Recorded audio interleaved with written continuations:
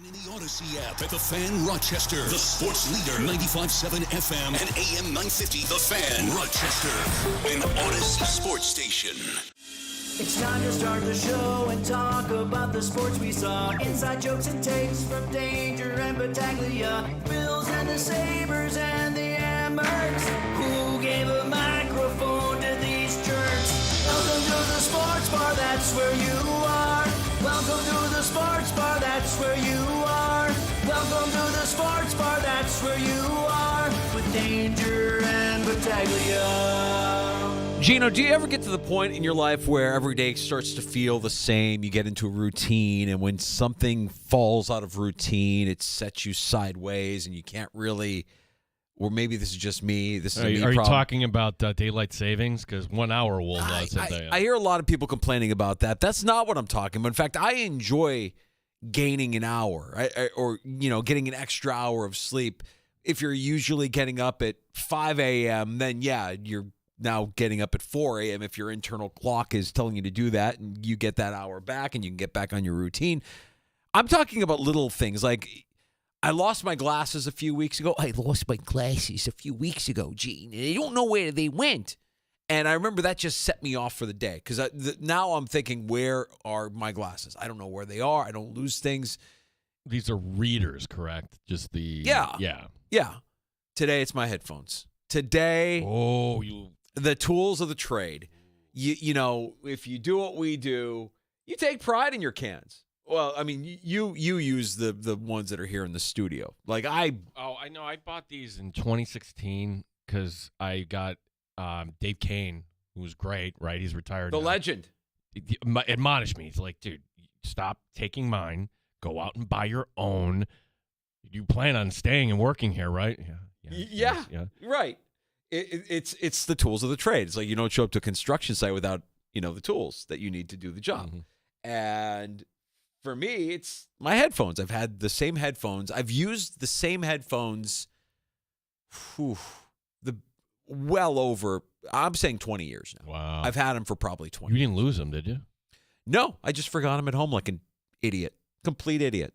So today we're going to see if there's any magic in the cans here of TJ Sharp from our sister station, the B. It does look a little feminine on you, buddy. Oh, well. It's a different look for you. Anybody traditionally, I wanted to, with truthful and honest, I went into their studio this morning. I'm like, guys, I need a favor. I left my cans at home. Can I borrow a good set of cans?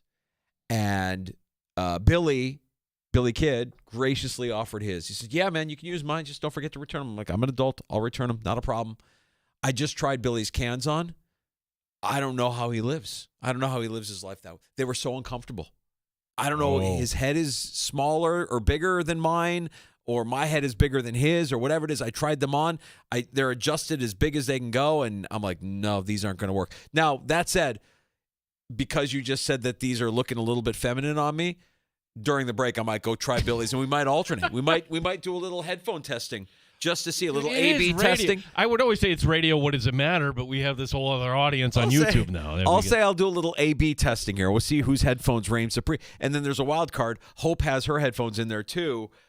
But, Hope is kind of new in our industry, so I'm just going to go with the two veterans and see, I see Hope's headphones, and they don't look like the kind of headphones I would get down with. Same thing. Let me see. Do these actually work? They don't. I should just throw them out. They don't work? No, they don't work. Pizza Dude can't fix those.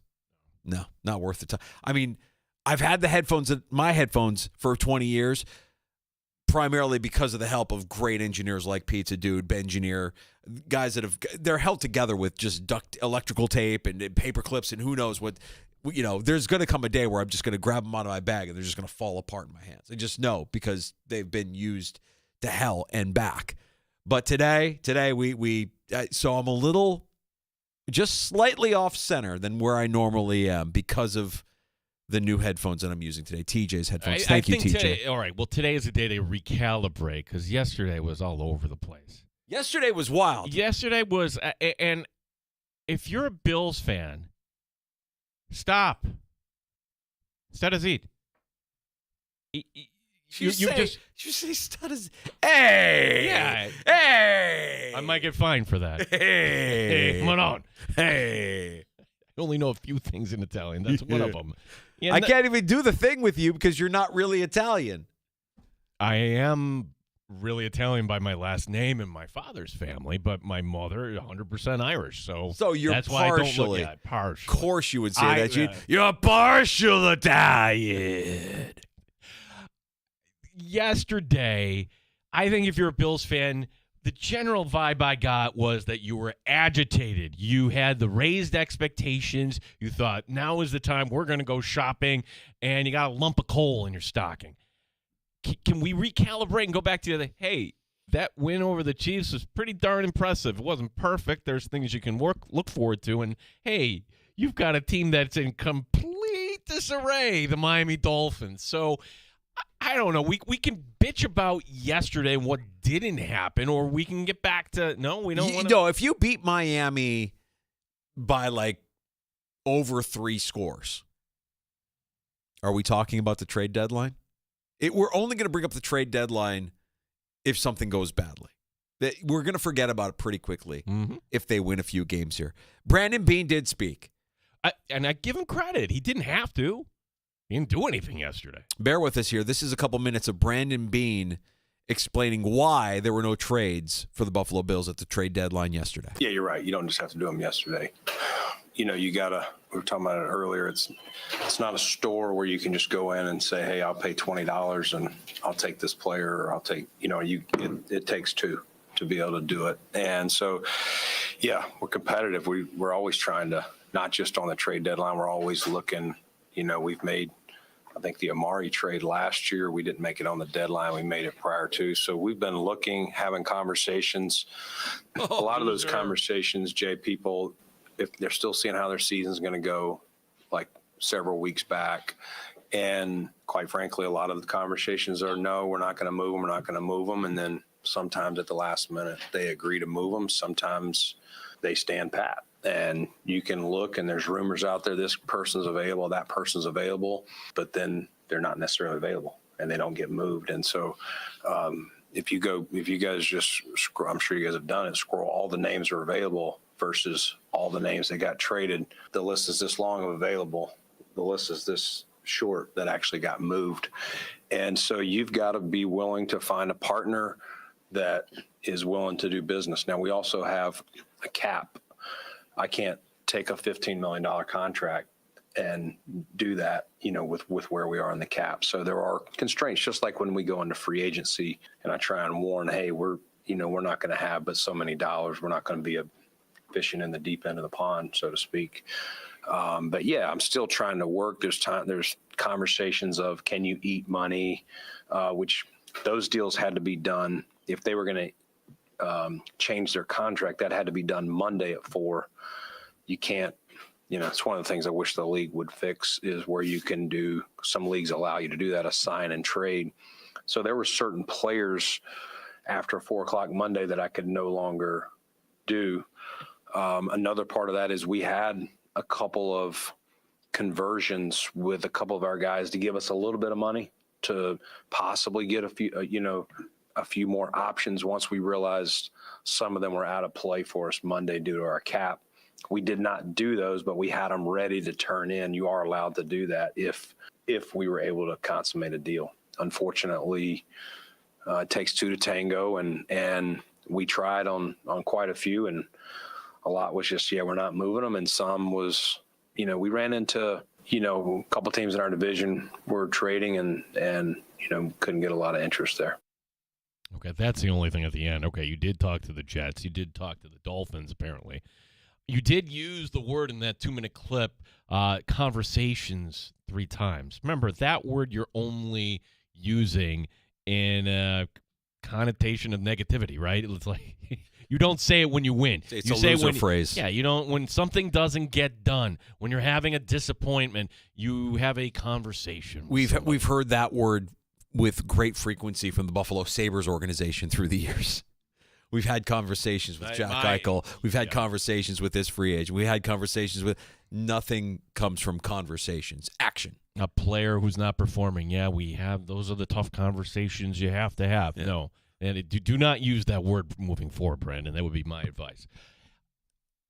Okay, yeah. What he's saying is true. What was it? Was it really the money, or was it that you value your draft picks so much that you didn't want to give up a second or a third? I'll tell you, you'd be like, wow, third. You can't give that up. What have the Bills gotten out of this year's third-round pick?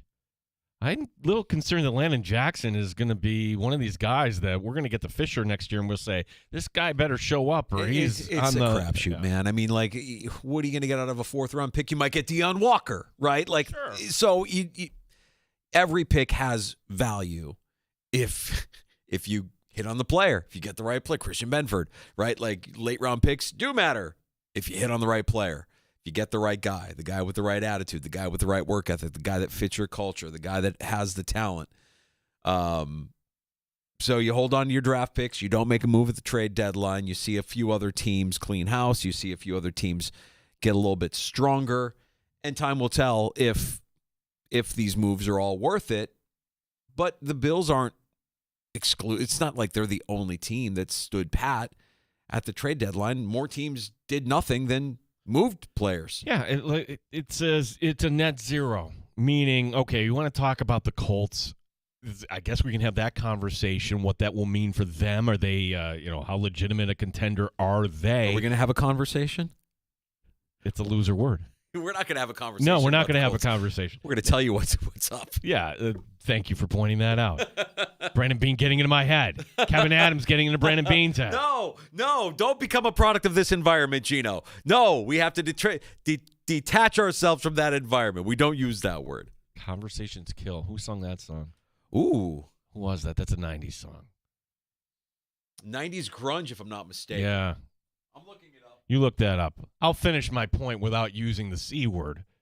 All right. The point is, New England didn't do anything. What are they doing? They had gobs and gobs and gobs of cap space. Collective Soul, was it? No. No. It wasn't a song called Conversations Kill. It was a lyric, but it was used in the hook of the song Big Empty by Stone Temple Pilots. Big Empty. Yeah, Big Empty, which I want to say was featured in the Crow motion picture soundtrack. Everyone, forgive me, as Mike Danger will set you up on the show because someone set the alarm. Oh, no. We've done that again. All right. So while Gene makes sure that everybody in the building knows that we are actually still in the building, I'll let you know that joining us this afternoon in the sports bar on a Wednesday is our buddy PJ Glasser, the host of Send It In on the BetMGM network. And PJ joins us every Wednesday with his favorite plays in both college and pro football. He's our Odyssey Sports betting insider. Insider Calls presented by BetMGM. Check out all the latest lines today on the BetMGM app. We will also be joined later on during happy hour by the host of Maggie and Perloff, Maggie Gray. You hear her every morning here on the Fan Rochester.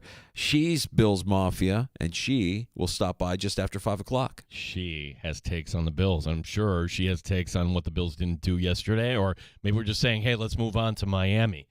I don't know if the alarm was set by somebody accidentally, or was somebody trying to break in perhaps, or is that just the wind blowing too much? I don't think the wind has arrived yet, but regardless, I turned the alarm on. Are we in danger right now? I think we'll be fine. Okay. I think we'll be fine. Okay. There's no bed for me to hide under here in the studio, Gino. At least we have heat now. Oh, yeah. Yeah, go back to like last January. Yeah. No complaints. You can join us here in the sports bar as well. Pull up a stool, as we like to say. The Good Smoke Barbecue and Pub Wingman line is open at 866-4FAN, 866-4326. Award-winning barbecue from Good Smoke Barbecue and Pub, 135 West Commercial Street, East Rochester, goodsmokebbq.com. And Good Smoke, kids eat free on Sundays with every adult meal. Has Brian lost his mind? I mean, can he handle all of the business that's coming his way?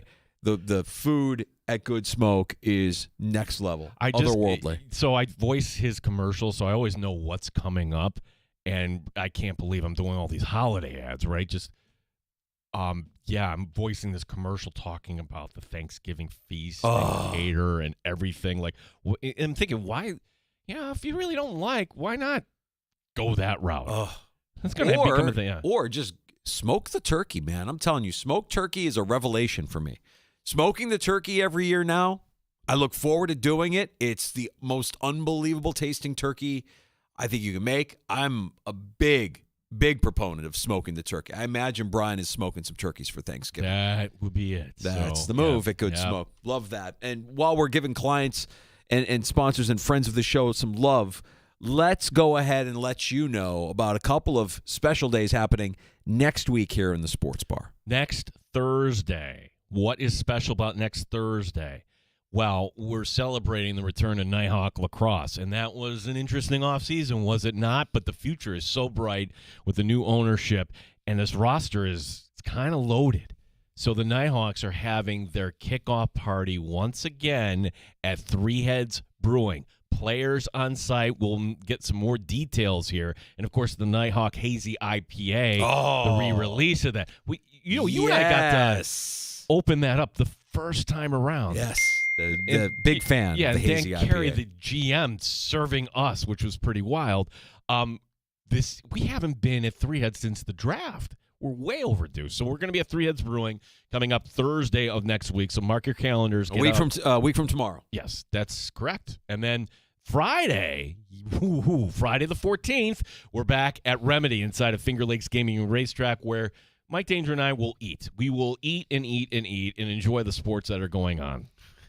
If you want to know how Gino and I operate when food is in front of us, and I'm not too proud to say I am a pig. I like junk food, bar food, whatever you throw in front of me. Garbage plates, yes. A fine course, a fine cuisine. I will eat that. Sushi, caviar. I don't care. I'll try anything. I like it all. And what do they do when we're at Remedy? They give us this great spread. I mean, they had the wonton nachos, they had the buffalo mac and cheese last time, and then they had this thing in a bowl that was like had salad in it. I think it was a rice salad. Rice salad. Yeah. And Gino and I both went for the two things that didn't have any green in it whatsoever. A vegetable? What? Get that away. I tried some. It was good. So if you do want something that is a little bit healthier, they do have that salad. But, yes, we can't wait. That's Remedy a week from Friday, and we'll get you ready for Bills and Bucks that weekend. That is going to be it. So we got a busy week here. Dare I say, Danger, we're on the edge of the holiday season. That's the way it kind of feels like. Our phone number, 866-4FAN, 866-4326. As the Bills, I can just read this off right now. This is their Wednesday injury report. And spoiler alert, there was an injury that they're going to talk about here. Okay, so limited today. Christian Benford has a groin. Terrell Bernard, I think Bernard's going to be limited for the rest of the year, still with an ankle. Palmer limited today, was limited not last week. These are the players that did not practice. Ready, Danger? Long list.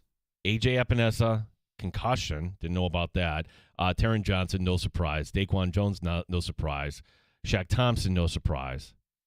Joey Bosa has a wrist injury, did not practice. Mm-hmm. Running back James Cook with an ankle, did not practice. Yeah, I imagine that the guys are a little bit sore.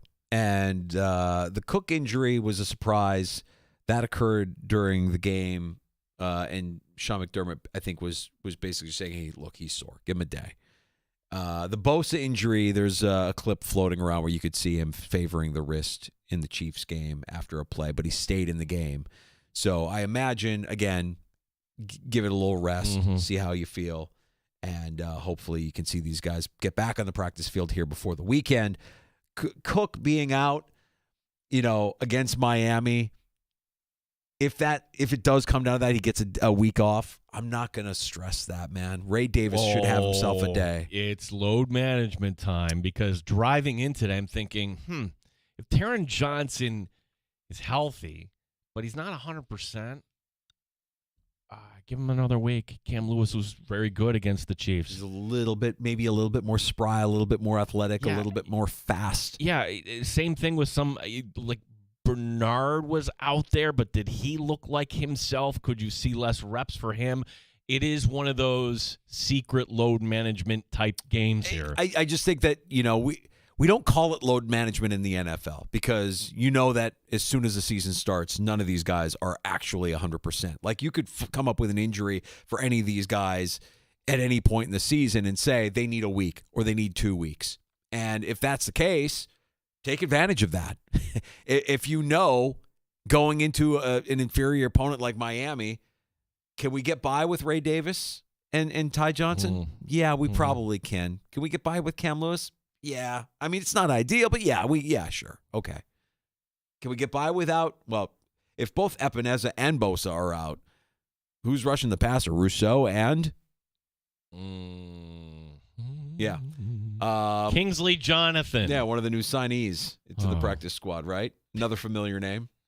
Syracuse guy. Let Jimmy Charlo let go. Jimmy Charlo sleeps with the fishes. Don't say anything else. 'Cause he's a diet. Do you think Jimmy Charlo lands on another practice squad? No. Right. No. Does that tell you everything you need to know? Yes. Okay. Before we get to PJ, one last note on the Bills-Chiefs game from Sunday. That was the second largest TV audience of the 2025 regular season. It helps when CBS put that 100% to the country. So the one being Chiefs-Eagles Super Bowl rematch week 2, that makes a lot of sense why that one might have drawn a little bit bigger of. Anytime Chiefs-Bills is on, you're going to watch. And if I've already looked ahead, yes, these two teams will play each other once again next year, regardless if the Chiefs finish second or the Bills finish first. Kansas City will be coming to Buffalo next year. So again. The Bills draw the AFC West next year? That's correct. So it'll be the Chargers and the Chiefs coming here. The Bills go to Denver. They also will be going to Vegas. I mean, I hear the Bills Mafia travels well. I imagine Vegas is equipped for what's about to happen. Let's hope. BJ Glasser is the host of Send It In on the BetMGM network. He's one of our favorites, really. He's got some winners for us. It is a Wednesday in the sports bar with Danger and Battaglia. PJ next on the Fan.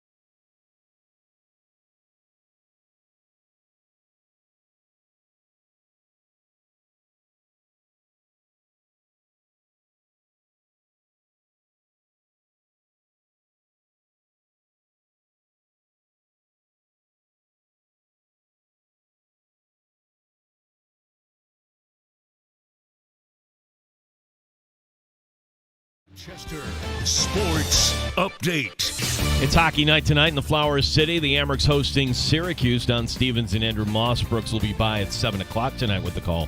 James Cook, Joey Bosa, both not practicing for the Bills today. Cook with an ankle injury, Bosa with a wrist injury. Head coach Sean McDermott on getting ready for Miami. At the end of the day, we've got to get ourselves ready to go, and our level of play, as I've said before, is what matters most. And what impacts that the most is how we prepare during the week and how we handle ourselves. And if we're worried about that, then we're not going to be able to play the level we need to play to win the game. Very competitive team, and we have a ton of respect for their game, so we've got to get ourselves ready to go. PJ Glasser, the host of Send It In on the BetMGM Network. PJ joining us next. RIT men's basketball tonight taking on the Division I program on the road. The Tigers at Binghamton. Gene Battaglia, the sports leader, 95.7 FM and AM 950, The Fan, Rochester. Neat or on the rocks? It's the Sports Bar with Danger and Battaglia on the sports leader, 95.7 FM and AM 950, The Fan, Rochester. It's a Wednesday in the Sports Bar with Danger and Battaglia. That means we welcome in PJ Glasser, the host of Send It In on the BetMGM Network, Odyssey Sports Betting Insider. Insider calls presented by BetMGM. Go check out all the latest lines today on the BetMGM app. PJ, good to have you on with us as always. We'll start with college football as we like to do during football season and go out to the Big 12 with a matchup between Texas Tech and BYU. Let's get some winners, Is PJ. BYU any good? Honestly, like to see them pop up last night, like, oh, I guess they would be a playoff team? Like, PJ, how are you?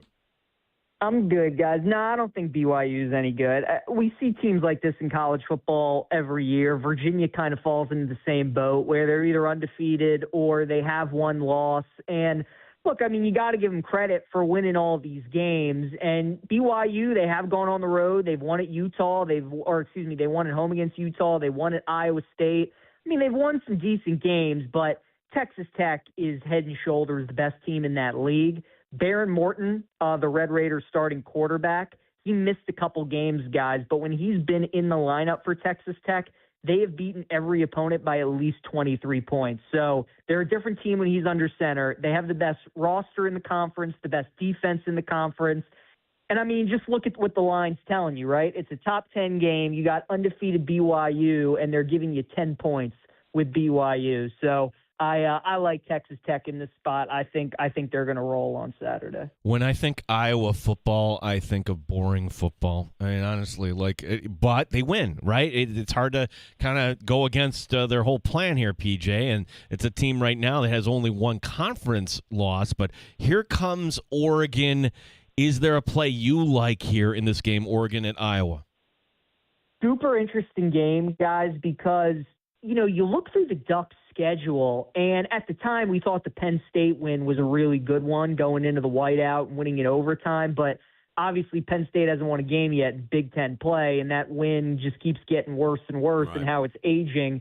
You look at the rest of their slate, I mean, it's been Wisconsin and Northwestern and Oklahoma State. Like, the only good team they played was Indiana at home, and they got dominated. So it's kind of a good litmus test for Oregon. And look, for people that watch college football, they know that when top teams go into Kinnick Stadium, they usually don't come out of there with the win a lot of the time. Indiana struggled at Iowa earlier this year, so it's going to be a tough game for the Ducks. I don't know if I'm going to end up betting this one, but it would have to be Iowa or pass for me. I could see Oregon winning the game, but I don't know if I could lay 6 with the Ducks on the road in that environment. Missouri and Texas A&M. Which way you leaning here, PJ? Going with the under in this game, you guys. So it's interesting. The total right now is at 48.5. A&M's played 3 road games this season. They've scored at least 40 points in all 3 of those road games. So think about the fact that the total is 48.5, and A&M by themselves have gotten at least 40 in every road game. I think that speaks volume. And also the fact Missouri, I don't think people are talking enough about the fact that their quarterback got hurt in the Vandy game, Bo Prabula, and he's out for the season. And they had a bye week, so now the backup comes in, and he doesn't have a lot of experience. This was already a Missouri team that kind of struggled a little bit to throw the football as is. They really rely on the run game. So now they're going to be one-dimensional against a good A&M defense, and I think we're going to see A&M's offense finally struggle a little bit on the road for the first time. So I think that's going to be a low-scoring game. I like under 48.5 A&M in Missouri. Yeah, we're talking to PJ Glass, your host of Send It In on the BetMGM Network, and let's try one more on for you here, PJ. LSU, Alabama. Speaking of A&M, putting up 40 points, about 49 last time we saw LSU football, and that got the coach fired, that got the AD fired. It's just kind of a mess. Do these guys, though, from LSU that are actually playing the game, do they come together here? Could you see perhaps Alabama not covering this game? How do you play this, PJ? You know, I think it's going to be very similar to the Georgia-Florida game that we saw this past Saturday, guys, where Florida fired their coach, Billy Napier, going into the bye week. And then coming out of the bye week, they were playing Georgia, and that was their Super Bowl. And Florida had a great effort in that game. They were leading in the fourth quarter. They probably should have won the game.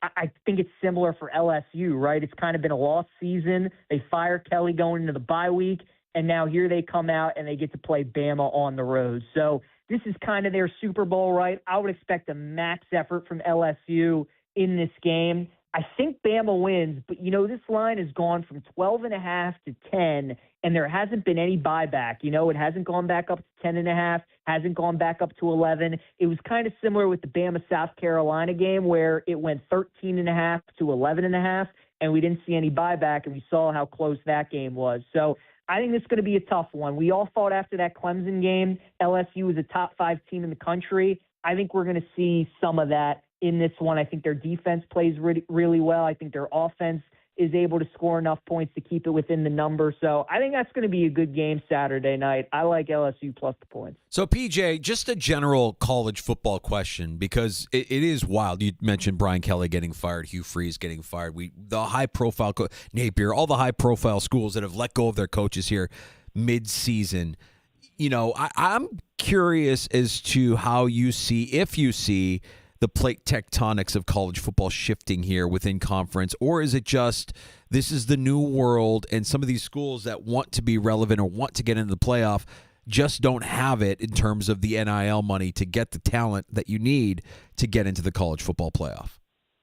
You know, guys, I think the expansion of the playoff has actually hurt a lot of these top-tier jobs in like the SEC and the Big Ten, right? Because when it was only the top 2 teams make the national championship, or then when they made it a 4-team playoff, I mean, you could still go 11-1 and not make it to the playoff, right? I mean, we saw Florida State go undefeated when it was a 4-team playoff and they didn't make it in.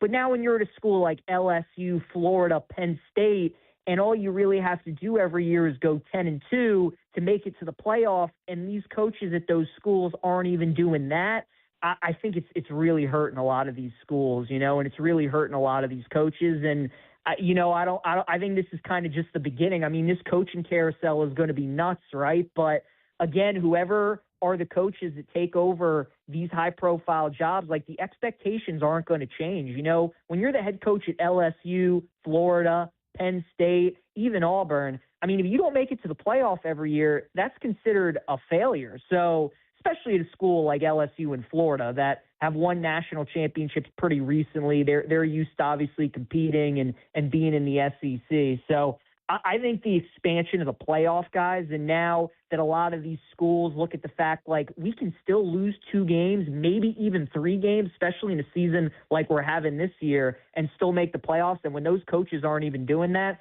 I think that's why you're kind of seeing the turnover with coaches that you are this year. We have some games in the NFL, PJ, that the over-under, the totals are really, really low. One is low, but not the lowest that I found. Saints and Panthers at 39.5. 2 offenses. Look, the Panthers win in Green Bay despite putting up 16 points. Is there a play here? I'm looking at the Saints getting 5.5 here on the road. Yeah, so, you know, I text you guys every week telling you what my favorite plays in college and the NFL are. I don't know how many people will be telling that their favorite bet is Saints and Panthers, but I actually really like the Saints this week, you guys. Wow. It is insane. It is insane in the NFL to see a 20-point swing for a team week to week, right? you just mentioned it, Gene. Panthers pull off that big upset. They were 14-point dogs last week in Green Bay. Now they're about a 6-point favorite this week at home against New Orleans. That is insane. This is a divisional game. And look, the Panthers are one of those teams, where you usually don't see them laying numbers like this. And it's like the Falcons like a couple weeks ago when they were laying a touchdown against the Dolphins, or like when the Bengals with Flacco were laying that kind of number against the Jets. Like, there are certain teams when they get in these kind of spots and they're so used to being an underdog or a small favorite, when they're expected to win by this kind of margin and they're playing a divisional game, the Saints are they're still playing hard. They're obviously not very good, but I like the Saints, guys. And 5.5 is that key number in the NFL. When you get a road dog 5.5, you saw with Atlanta last week against New England, very profitable in the NFL. That's usually kind of that magic number where you want to take the dog. So I really like New Orleans. I know they're 1-8. I know the Panthers just had the big upset against the Packers, but as we know in the NFL, man, every week is different. These teams can do a complete 360, and I like the Saints in an upset this week. We were having a laugh yesterday, PJ, about Kyler Murray's quote-unquote injury, that he's going to remain out until you see a bad game from Jacoby Brissett. Then all of a sudden he's going to feel a lot better, and the Cardinals will turn back to Kyler Murray. But the Cardinals, with Jacoby Brissett, coming off that win on Monday night in Dallas, now go to Seattle and take on a very hot Seahawks team that really dominated Washington in primetime on Sunday. Which way are you leaning here between these two? So another game where I really like the dog. I really like Arizona. I think they could be live in this game as well. So take some money line with the Cardinals at plus 6.5. Guys, they're 3-5 this season, but I don't think people realize all 5 of their losses have been by 4 points or less. They play everybody close, even when they lose. And I've been saying it on my show, Send It In, the entire season, and it's rang true. Seattle is such a good road team, but they're not that great at home. And when we think of the Seahawks, we think about the 12th man and how great that crowd is. And, they still have a great crowd. But under Mike McDonald, man, this team is so good on the road. They haven't lost a game on the road yet this season. But in his year and a half as the head coach, they're 5-8 at home in Seattle.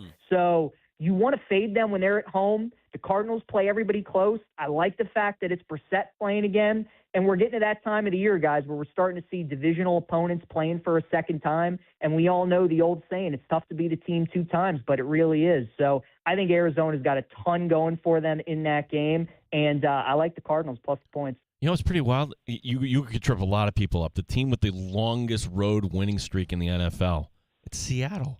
They've won their last 11 outright. That's just crazy that you'd have to go back to October of last year. PJ Glasser, host of Send It In, as we take a look at some of these matchups. One that, if I'm doing the blind, I don't know if you ever kind of do this, PJ, like, what's the line going to be? Lions, Commanders. Okay, I'm going to, knowing Washington has all these issues, I'd say Lions double digits. Oh, it's only Lions giving 8, essentially a 1-score game. That looks kind of trappish to me. Well, am I wrong in thinking that? Like, Detroit clearly, after what Seattle did to Washington, or is that not the way this league works, that all of a sudden Washington will put a better performance here, buyer beware? How do you view Detroit at Washington?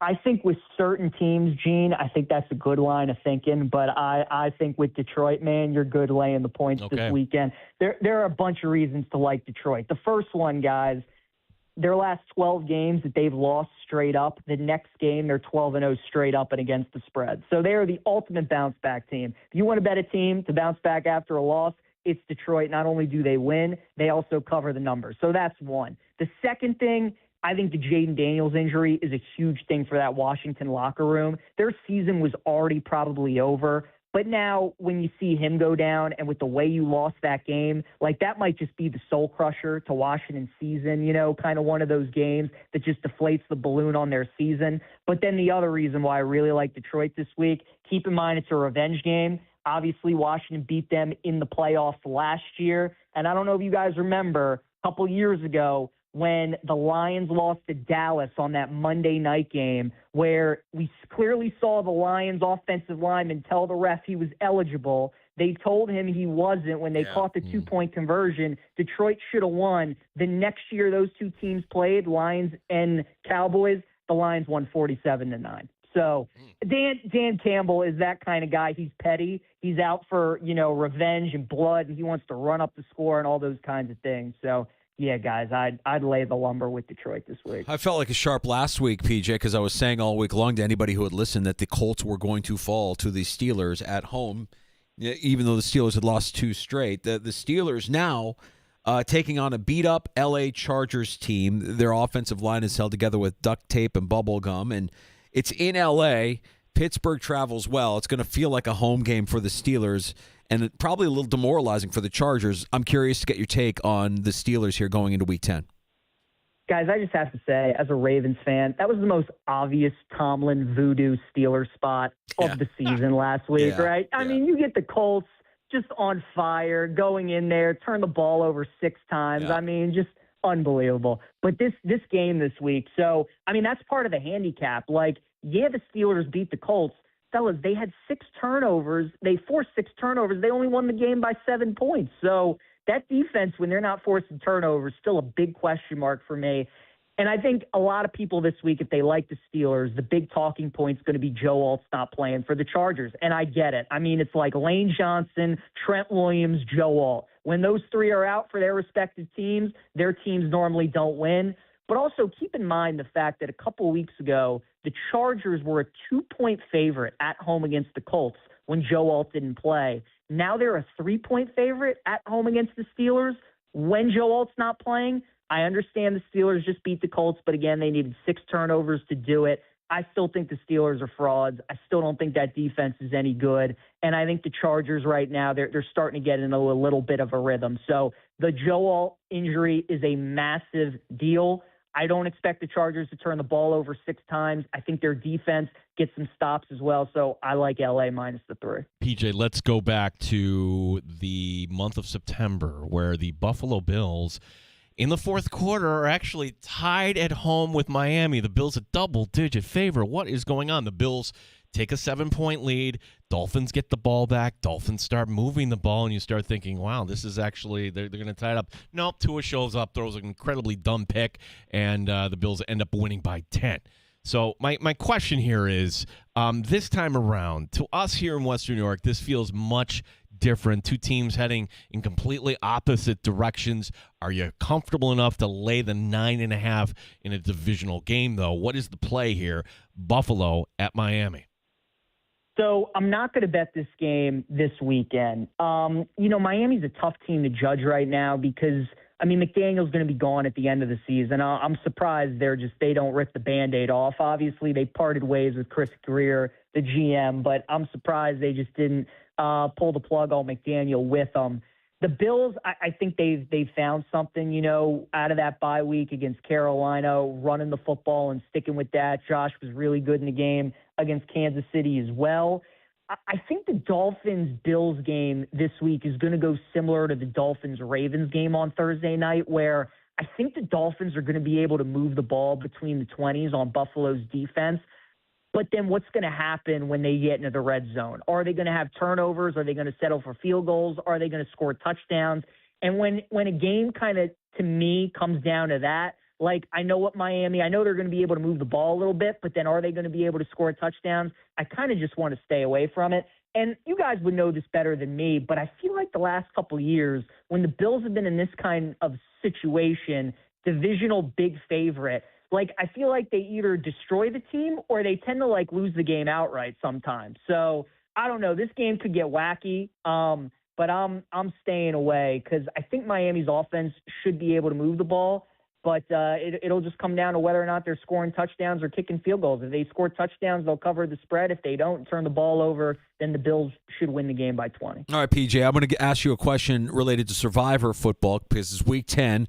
And we are still alive here in the sports bar. I should say I am still alive, but Danger's I use the collective alive, we. yeah.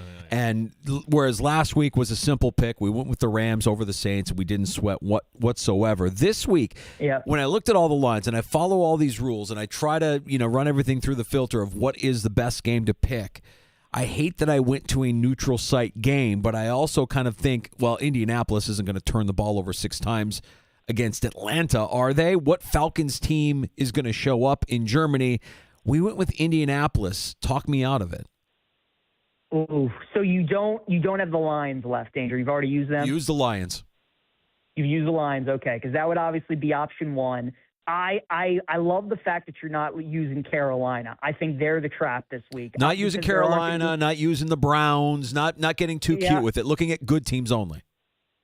So I'm also alive in one pool. I'm using the Ravens this week against Minnesota, and I normally don't like taking a road favorite, but I just think the Vikings, off of that big win, Lamar's only lost to 3 NFC teams in his career. They usually play well against quarterbacks like McCarthy, so the Ravens would be my play. I think you're good with Indy. I just, off that 6-turnover game against the Steelers, I'm worried about Daniel Jones a little bit. And, like, the Falcons are just a funny team, right? Like, they're this kind of team that gets blown out by Carolina and Miami, but then they, like, almost beat New England. So they play to the level of their competition. Now, normally in the international games, the favorites win. It tends to be the better team just goes over there and takes care of business. You should be good with the Colts, but my advice, Danger, and the team I'm rolling with, I would go with the Ravens this week. I took the Ravens in week 2, so I can't go with that route either. But PJ, that is great advice, and thank you for a little bit more clarity on our pick. We're going to proceed with confidence on Indianapolis while you tell everybody about Send It In on the BetMGM network. Yeah, guys, send it in 1 to 1:30 p.m. Eastern, Mondays through Fridays. You can watch us on Twitch, on YouTube, on X, at the BetMGM network. It's a 30-minute show, but there's no commercial breaks, and we encourage people to watch, but also chime in and interact. You can, tell me your favorite bets, favorite questions during the show, and it's a lot of fun, fellas. In November, is an awesome sports month. Now we got college hoops back as well, and football's in full swing, NBA, NHL. There is so much going on, so it's a lot of fun. And I haven't seen you guys since Game 7 of the World Series, but oh my God, that might have been the best baseball game I've ever seen. It was amazing. It was amazing. The Jays didn't choke. It was just Dodgers making one more play. PJ, one last one for you. Are Danger and I bad sports hosts for openly admitting that we didn't know what the schedule was for the NBA Cup? No, not at all. I didn't know either, to be honest with you guys. I couldn't even tell you right now in the NBA, besides OKC, who the best team in the league is, to be honest. So, I saw different colored courts, and I'm like, oh, it's NBA Cup season. And when did that start? Oh, it starts apparently right away as soon as the season starts. I tell people when you're a Wizards fan, it's really hard to follow the NBA. It really, really is. I think it's one of those sports when your team's good, you like it a lot more. And I love basketball. I love college basketball, but, oh, guys, when I got to watch Bub Carrington and, like, Keontae George every night, it's rough. It's really rough. PJ, it is still football season. Check out PJ's show tomorrow on the BetMGM network. PJ, appreciate the time. Let's do this again. Always good talking to you, fellas. See you next week. There he is, the host of Send It In and Odyssey Sports Betting Insider PJ Glasser, and Insider Calls are presented by BetMGM. Check out all the latest lines today on the BetMGM app. I had to look it up. It's Friday. We start back with the NBA Cup. So they're just like weekend games. Yeah, apparently. Thursday, Friday, Saturday kind of weekend games. I just know that they're NBA Cup games by the color of the court. When they go with the crazy looking court, I'm like, oh, we're back to that. But I don't know. We're in the early stages. Obviously, it's early in the season. I just noticed some highlights last week. I'm like, oh, it's an NBA Cup time already? Okay. Are we going to hang a banner like the Lakers did for the NBA Cup? What's the plan? So it's every Friday, but then they switch over to the Tuesday before Thanksgiving. And eventually it's going to be a night in December in Vegas, of all places. For the final. Yeah, Tuesday night, the 16th of December in Vegas. Okay.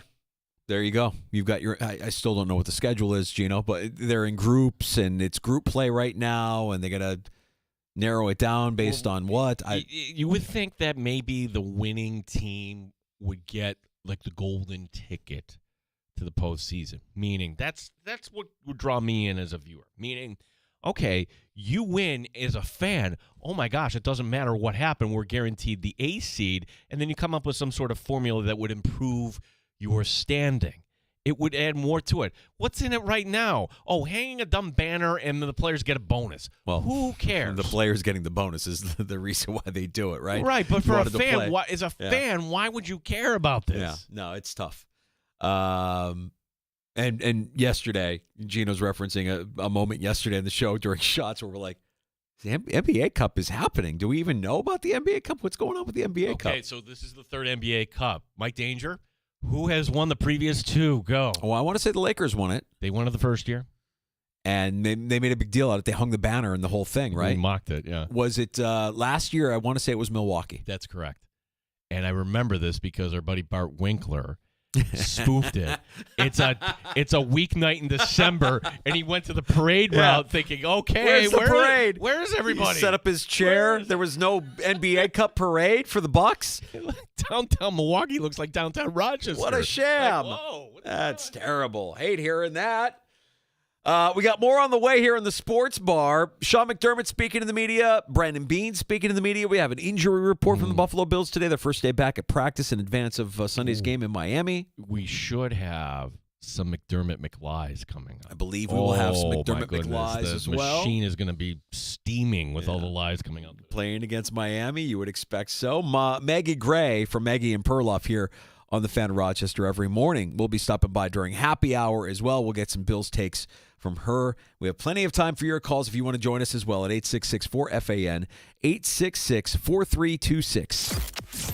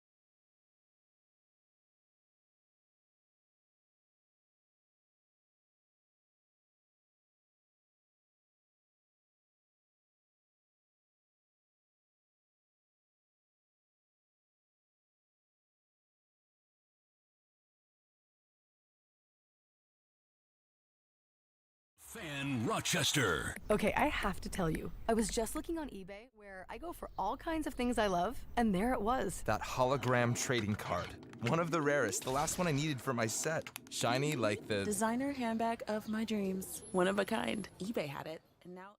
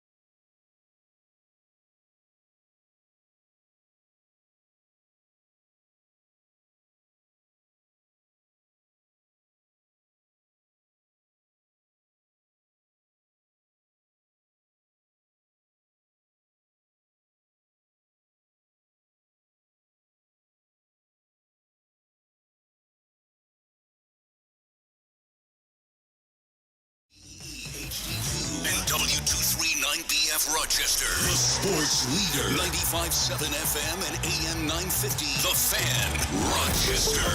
An Odyssey sports station. The Fan Rochester. Sports update. The winner of tonight's Amherst-Syracuse game will be in first place by themselves as both teams with 14 points. Don Stevens, Andrew Mossbrooks will have the call from the Blue Cross Arena tonight beginning at 7 here on The Fan. James Cook, Joey Bosa both did not practice today. Cook with an ankle injury, Bosa with a wrist injury. Now, the Bills, of course, did not make a move at the trade deadline. Josh Allen has faith in his GM. Yeah, I'm just kind of locked in what's going on here. I trust Bean and what he's got, what going on. I know I can figure maybe the outside perspective of people aren't too happy. But again, I trust Bean. I trust the players on this roster. We're going to continue to keep getting better each and every week, and that's our focus. And yeah, that's all I care about. Maggie Gray, the co-host of Maggie and Perloff, joins us in the 5 o'clock hour. The Arizona Cardinals today placing Kyler Murray on injured reserve. Gene Battaglia, the sports leader, 95.7 FM and AM 950, The Fan Rochester. It's time to start the show and talk about the sports we saw. Inside jokes and takes from Danger and Battaglia. Bills and the Sabres and the Amherst. Who gave a microphone to these jerks? Welcome to the sports bar, that's where you are. Welcome to the sports bar, that's where you are. Welcome to the sports bar, that's where you are. With Danger and Battaglia. All right, we are back in the sports bar. It's Danger and Battaglia. We're glad you're with us. Thanks for listening around locally here in Rochester, 95.7 FM, AM 950. If you're mobile or if you want to hear us sounding our best, Odyssey, iHeartRadio, TuneIn, all apps that allow you to listen to the sports bar when you search out The Fan Rochester. And don't forget about our YouTube stream as well. If you're watching the sports bar on our YouTube channel at The Fan Rochester, also on Twitch at The Fan Rochester. I am Danger. That's Battaglia. Next week, 2 opportunities. We're going to be out and about. First one on Thursday, Three Heads Brewing. It's the Meet the Nighthawks player event. Welcome back, Nighthawks. Training camp just beginning. They've got some exhibition games coming up. So it's your chance to meet Nighthawk players. And we'll be doing the show 3 to 6. As we like to say, have a cold one with us. As the immortal Brett Musburger says. We can share a cold one and maybe a win or two. Friday the 14th, then, we will be at Remedy inside Finger Lakes Gaming and Racetrack, enjoying their delicious food. And they've got all the monitors there, so come on out either to Remedy on the 14th, Three Heads on the 13th. We can share a cold one and maybe a win or two. Excited for that. Always like getting out of the studio and hanging out with the regulars in the sports bar. A couple of chances for you to do that late next week at Three Heads on Thursday and Remedy at Finger Lakes Gaming and Racetrack on Friday. All right, the Buffalo Bills injury report is out. It's lengthy. It's Wednesday, so we're not going to overreact to any of these absences from practice today, but it is a little concerning when you see some of the bigger names that are on the injury report. Yeah, and people have pointed out, during the game, this is when Joey Bosa got up after a play, and you could see him shaking off his wrist, and then he gives kind of the thumbs up. So, yeah, he didn't practice with a wrist, and Joey Bosa at this stage of his career, he might be giving him one Wednesday off anyways for veterans rest. Not worried about that. I do want to keep tabs, though, on Christian Benford and James Cook, because when did these things kind of happen? And for Cook, an ankle injury, maybe it's something, maybe it's nothing. This is Miami this week. Same deal with Christian Benford with the groin injury. The rest of the injuries, kind of things we sort of kind of already knew about, not practicing today. Taron Johnson, also Daquan Jones, still not back out there. Shaq Thompson, Jordan Phillips was listed as a full participant today. A.J. Epinesa had a concussion. Who knows? So that's one where, all right, you know how that works. They'll tell us more when he gets cleared. And so the Bills a little banged up, but again, as you mentioned, it's only Wednesday. We'll pay more attention to this when we reach Friday. All right. I know we want to do a round of McDermott McLies. I don't have a McDermott clip talking about this weekend's opponent. What? I have his full press conference, but I don't know that we want to spend 12 minutes on the lie detector for Sean McDermott. That's a little taxing for this radio host. That would be, that's the snoozer. However, I do have 45 seconds Sean McDermott talking about the trade deadline. So we always believe like McDermott and Bean are joined at the hip, right? Like you can't have one without the other. I don't necessarily get the sense that that's as big I don't think it's they're as close as everybody believes they are just because they came in together and they worked together in Carolina. Like I think they have slightly differing philosophies. I think they work well together. They work in tandem together. But you mean to tell me Sean McDermott is pleased that they don't have any help on the defensive line after losing Ed Oliver after having that injury, So there, in the Steph Diggs trade, like Diggs clearly not a McDermott guy, right? The moment he came to Buffalo, we're like, how's this going to work? And it worked great. Until it really didn't. Yeah, it really did. Until it didn't. So what did McDermott have to say about the Bills' ability to pull the trigger at the trade deadline? Danger. I'm glad this is the one because this is next level stuff. I mean, I could tell you, like, if the Dolphins, well, we have a lot of respect for Coach Mike McDaniel. Actually, I do know we do have one. It's the soundbite we were going to use in our next sports update for McDermott. Just play. I know the lies are in here, but just to give everyone an example, if you're new to the show, this is Sean McDermott talking about preparing for Miami. At the end of the day, we've got to get ourselves ready to go, and our level of play, as I've said before, is what matters most. And what impacts that the most is how we prepare during the week and how we handle ourselves. And if we're worried about that, then we're not going to be able to play the level we need to play to win the game. Very competitive team, and we have a ton of respect for their game, so we've got to get ourselves ready to go. Two lies. Two lies told in 18 You don't seconds. have any respect for them. Give me a break. 45 seconds. On the trade deadline. On the trade deadline. 5. Are you going over or under? I'm setting the bar at 5. I'm going over. Sean McDermott on the Bills' inability to make a trade at the trade deadline. I believe in Brandon. I believe in his staff.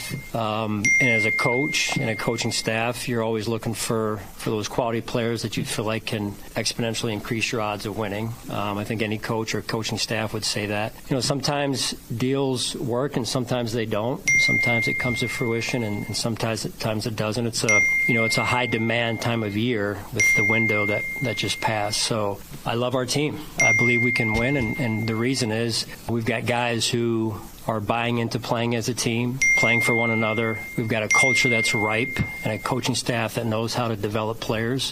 Do we have some holes due to some injuries? We do, and it's frustrating. But that's also where young guys have to step up. So that's how I see it. I think the lie detector was being very generous today.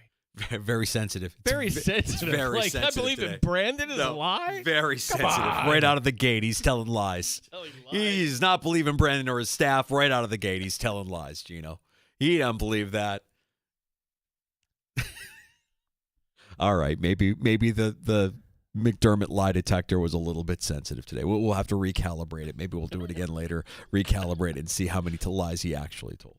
It is remarkable, though, that what year are we on? We're year 9 of these two being together, and we really haven't seen openly any sort of split. between those two. Yeah, Whaley and Rex it was comical. Oh, you just knew they hated each other. Yeah. You just knew they were just. But these guys have similar personalities. I'm not here to try and paint a picture that it's not working with these two. They've won a lot of football games. They haven't won the Super Bowl.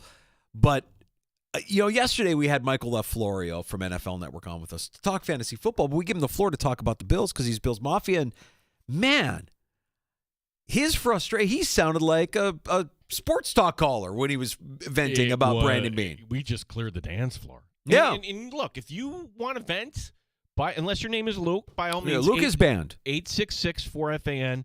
Luke, I'm going to try to get you to reapply for a reinstatement or get to you know 2026. What? Yeah, wait until the new year at least. Maybe 6 months. 866-4FAN, 866-4326. I think the one overarching theme that I up until yesterday, Danger, if we're just kind of saying, how can this team get over the top? And inevitably, we get to January and there's another close loss to fill in the blank, Chiefs, Colts, whoever. There will be people that will say this team will never get off the mat with Sean McDermott as the head coach. And we'll listen to that. We can debate that. But somehow Brandon Beane doesn't really receive anywhere close to the criticism that Sean McDermott does. And why is that? I think the thing we need to learn or we need to figure out and find out, and we'll never figure this out or find this out, but this is what would be interesting to me, because the point that Florio made is that Beane is culpable because he's given out some really bad contracts. And you point to, Curtis Samuel, Dawson Knox, right? Like, what are the reasons for these bad contracts? Is it the head coach saying to Brandon Beane, we got to take care of this guy? Or is it Brandon Beane saying, I see it with my eyes. I see the value. We got to take care of this guy. In the case of Dawson Knox, I'm convinced it's Josh Allen. It could be very much so. I'm convinced that it's the influence of Josh Allen on the organization saying, we got to take care of Dawson Knox. That's my guy. Yeah, and to a certain point, Josh does have that cachet, right? It's not like Dawson Knox is a bad player as a tight end, too. He's fine. He's just way overpaid, and it costs you the opportunity.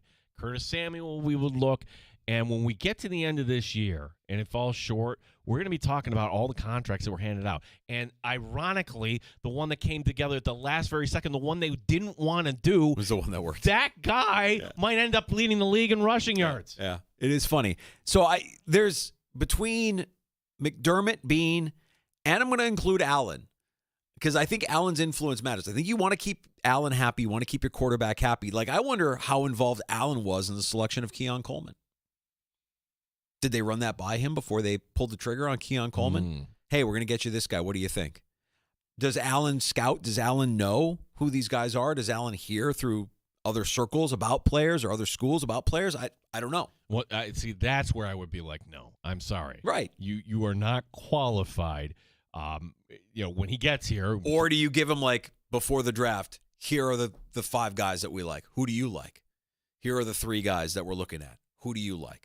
I don't know. I don't know what their process is. We'll never learn. I think that what you should do is, Josh, here's our board, and here are a few scenarios. And, like, you bring him on that side, because you could say, hey, Keon Coleman was our guy. I guarantee that if somehow pick 26, 27, like Brian Thomas falls that far, that would have been the choice of Buffalo. You never know how these things are going to go. Right.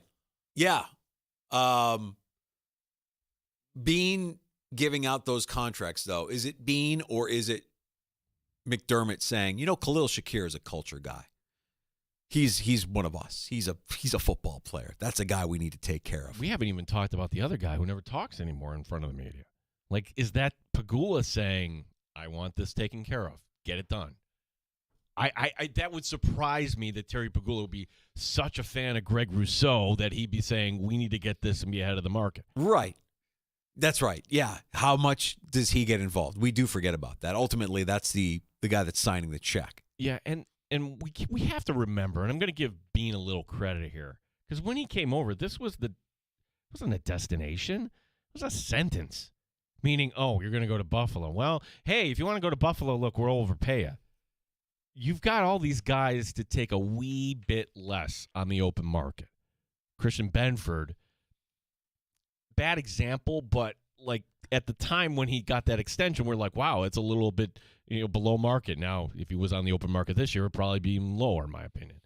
But you've gone from this in place where you had to overpay to now, all right, we see good value in this deal we're giving Shakir. And a big part of that is, again, Josh Allen. I think Josh Allen has that influence in that organization to be able to say, yeah, we got to take care of Dawson Knox. That's my guy. Are you kidding me? And don't look at the stats. Don't look at the stats. That's my guy. Well, when we get to the offseason, like, well, who could be a cap casualty? Like Dawson Knox, maybe, hey, do you want to give back a little money here? Do you want to restructure? I don't see them moving on from Dawson Knox as long as he's still an okay player as a tight end, too. He's fine. Right. He contributes, but he's not going to be giving you eye-popping stats at that position. But he's a massive cap hit. It's a massive cap hit. I have a clip on Brandon Beane, Gino, that might be of interest to you. Can I interest you in Brandon Beane talking about wide receiver Gabe Davis? Okay. Can you check the settings there? You want to check some lies? Yeah. No. Is the lie detector? Is it perfectly calibrated? We've calibrated it. Yeah. Okay. Yeah. So how long is this clip? This is 55 seconds on Gabe Davis. And we do McDermott McLies. What do we do it if Beane is telling lies? Okay. Beane, I'm going to put it at 6. 6 and 55. And then also, can we do a bonus category here? Will we get a listen? Oh, yeah. You will listen? get. We almost need a different sounder for every time he says listen, because the bell is for the lies. And again. So listen and then reinforce it with how many listens? And again, off the charts. I would say I would only put that at 2. 55 seconds of straight dings coming your way here. Brandon Beane talking about Gabe Davis. It's been fun to watch him for, even before he started practicing last week, Sal, when we signed him, he was clearly injured still from his surgery last year in Jacksonville. And it's a long rehab process. And he, while he was running, he wasn't nearly ready to play football. He's worked his tail off to get where he's got. Honestly, maybe quicker than I thought necessarily to play football. And I thought last week he had a nice week. Now he's still working through it, and we got to make sure it's new from running in a pool, running on the field to actually suiting up, cutting, DBs pushing on you, all that stuff. So we're still working that out. But Gabe, when Gabe is Gabe, I mean, he signed a nice free agent deal. He had a lot of success here. So, of course, if we think there's at the right time, of course, we would look at that as an option for us. 3 lies. Kind of disappointed. Yeah. That's Brandon Beane after not having a kind of a sleepless night, I think. A little tired. Yeah. I think he shared a lot of the emotion that Bills fans shared when they realized the trade deadline had passed and the team had not made any moves. Were any of these deals close? Were any of these deals imminent? Let's just give Brandon Beane here about 2 minutes or so on the trade deadline and how close he was to actually pulling the trigger on any of these deals. I mean, listen, any player is available at a certain price, Matt. Like, other than, unless you're trading for their franchise quarterback or, maybe, Cleveland, Myles Garrison. But, like, most any player, 99% of the players are available for a price. You saw that yesterday with some talented players, in our division getting moved. But you also have to understand we have a salary cap and we have to hit on these picks. So, yeah, my job is to not be reckless with this role. And it's easy to say it's not fantasy football. It's not. And fantasy football is awesome for what all it brings to our game. But this is not there's so many things, ramifications of cost and draft picks. And if you trade for a $25 million player, if you have an extensive knowledge of our cap and where it's at, not just in 26, but 27, 28, you're forcing yourself into a really tough position here in a couple of years. And so those also are part of the format. Doesn't mean we wouldn't do it, but you also have to say, if you do that, you can have them for probably 26 if we, kick the can down the road a little bit more, but it's coming due where you're going to have to walk in there and have to tell you, yeah, we had to trade this player we really like. Yeah, we had to release this player that we like. And there you go. Yeah. Oh, we got one listen out of him. Listen. Chris in South Central Kentucky, our barfly in the sports bar. Hey. Pointing, the Barney of the sports bar. Pointing out that if it's a bean presser, it should be called Beans Bull.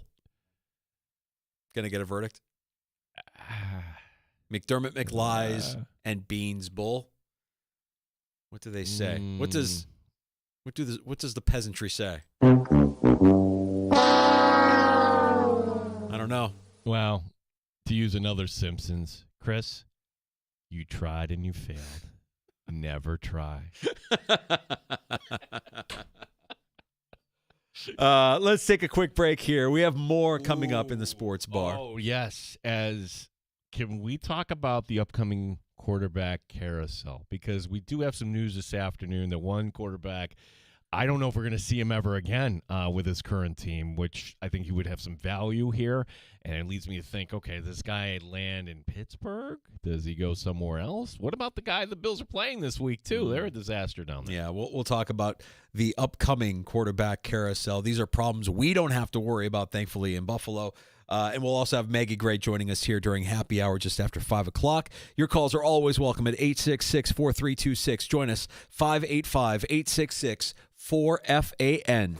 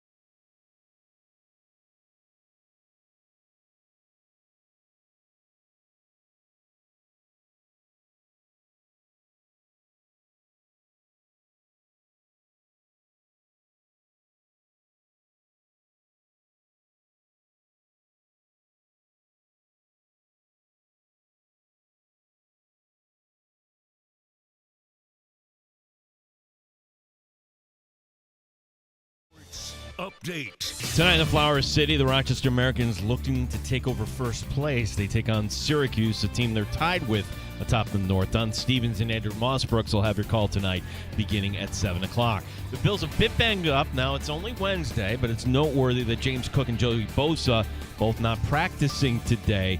Sean McDermott on getting ready for these Dolphins. At the end of the day, we've got to get ourselves ready to go, and our level of play, as I've said before, is what matters most. And what impacts that the most is how we prepare during the week and how we handle ourselves. And if we're worried about that, then we're not going to be able to play the level we need to play to win the game. Very competitive team, and we have a ton of respect for their game, so we've got to get ourselves ready to go. Maggie Gray joins us in the 5 o'clock hour today. RIT men's basketball taking on a D1 program tonight at Binghamton.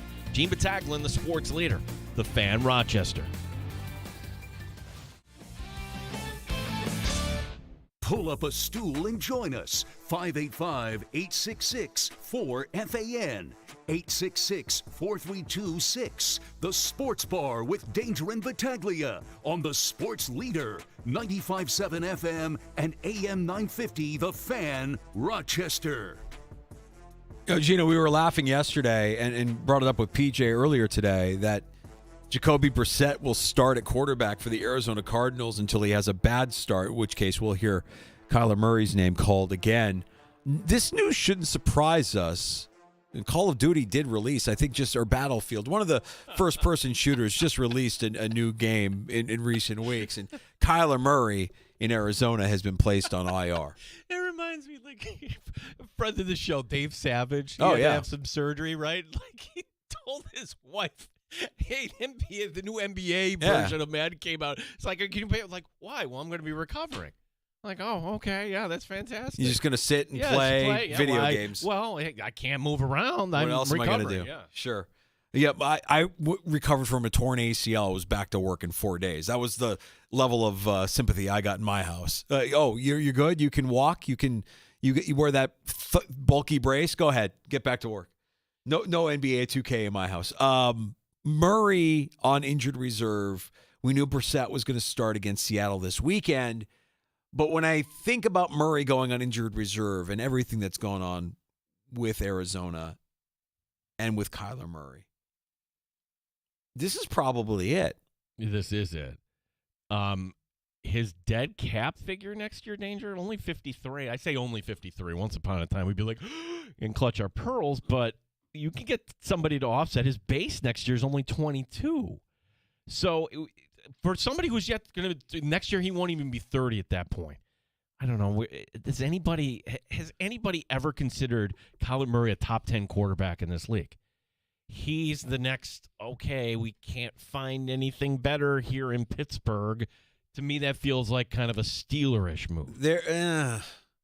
I don't know, man. I think to myself, I don't even think he's a starting quarterback in the NFL. I really don't. I think Kyler Murray is Marcus Mariota. I don't even think he's Marcus Mariota. I think he's less than Marcus Mariota. I think he's going to be a backup for the rest of his time in the NFL. I don't know what pathway happened. I don't know if there's another team between now and that happening. But I'm just doing a quick scan of teams that could use the services of a Kyler Murray. Pittsburgh is certainly one of those next year. Who knows what their plan is at quarterback? Do they even have a plan at quarterback? Okay, how about this? And Jet fans, your plan should be draft a quarterback, but you can't go into the draft kind of projecting that, right?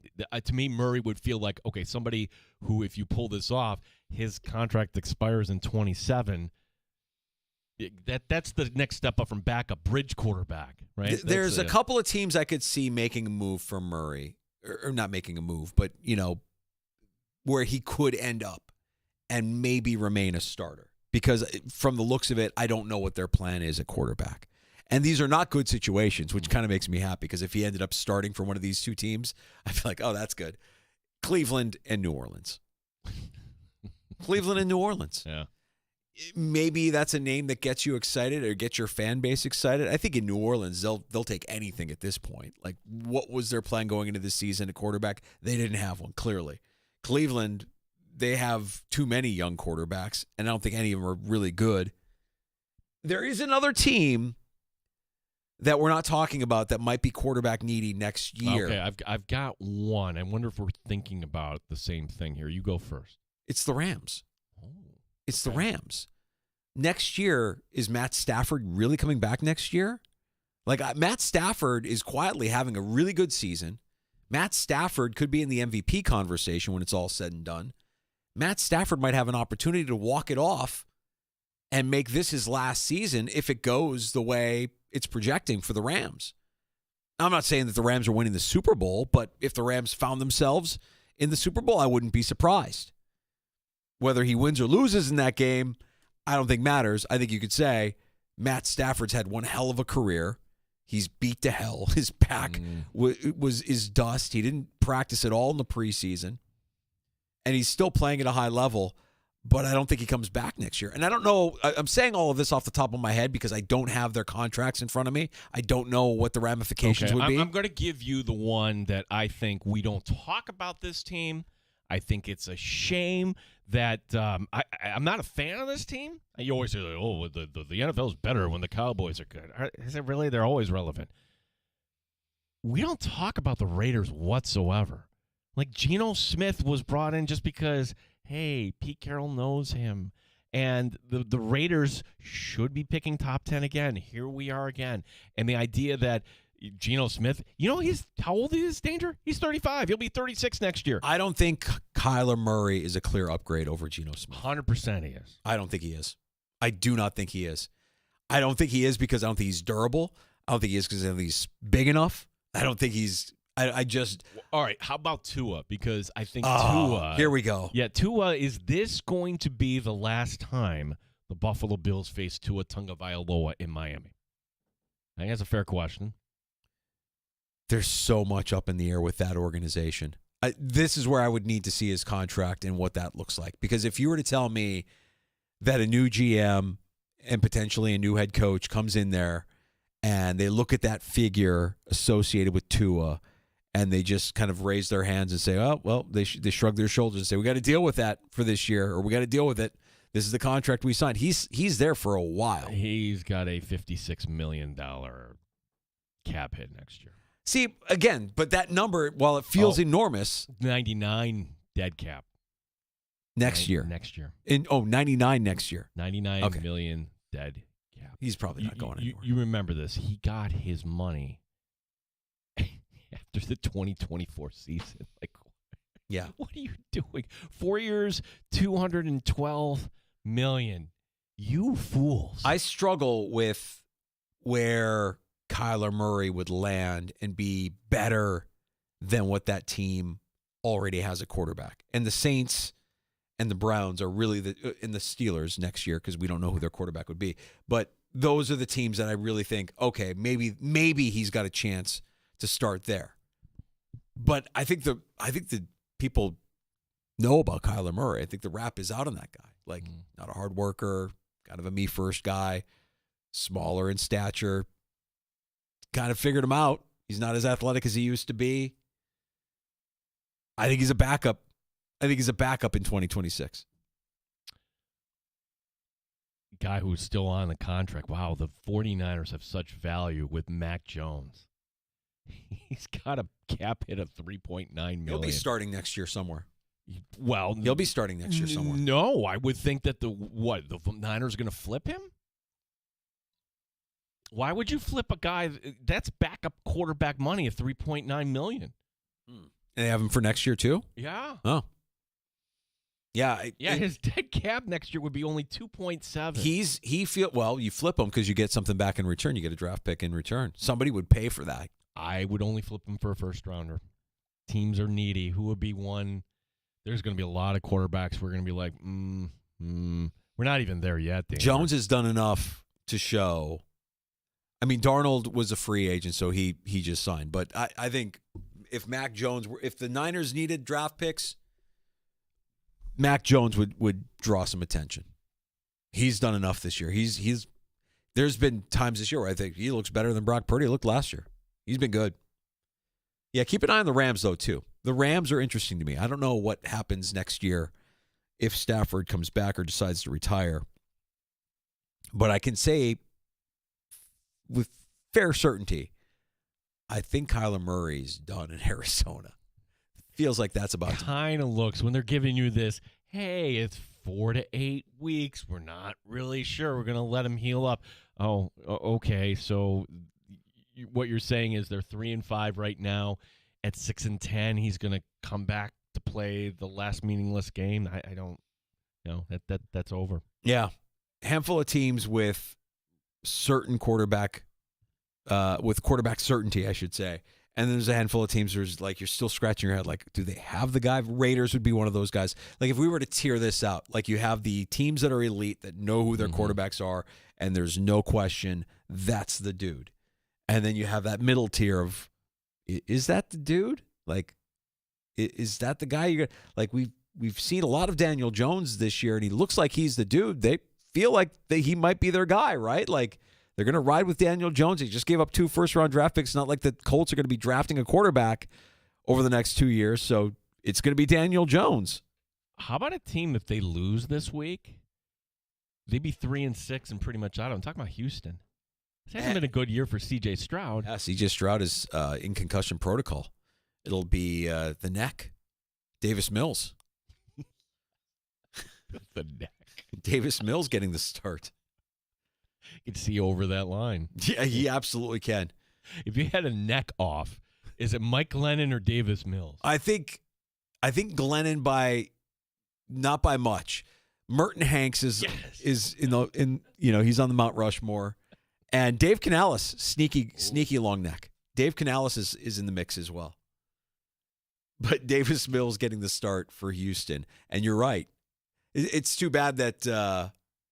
It won't be Davis Mills behind center in a few weeks here when the Bills have to play the Texans. Texans defense is nasty, though. That's going to be one of those, okay, short week, going down there. When we look at the Bills' upcoming opponents, I'd say I'm more concerned about that game than Tampa. I'm not. I'm more concerned about Tampa. I think Tampa coming here is the one thing I don't know. What's the status of their backfield? Like if Bucky Irving and Rashad White are healthy and ready to go and wind them up, that might be a problem. Yeah, I just think Baker is a threat every week just because of how he plays, how guys play for him. Baker's great. I'm a Baker fan. I don't know why. It just happened in Tampa over the last 2 years, but you see enough of the guy and you just realize he is gutting it out there. He is just gritty and fiery. And again, that's an undersized guy that teammates will go to bat for, whereas Murray's like the opposite. He's the undersized guy that doesn't really give off team first vibes. Just thought that was a fun exercise that kind of got, spawned from the Kyler Murray IR news today. Not going to miss Kyler Murray being a starter in the NFL. Not at all. No, we got Maggie Gray coming up 5:05 today. So that normally we don't put guests in happy hour. No, Maggie. If Maggie said, "Hey, I want to come on at 11 o'clock tonight," we'd be doing the show at 11 o'clock tonight for Maggie. You'd be doing the show tonight. Love Maggie. Let's reschedule.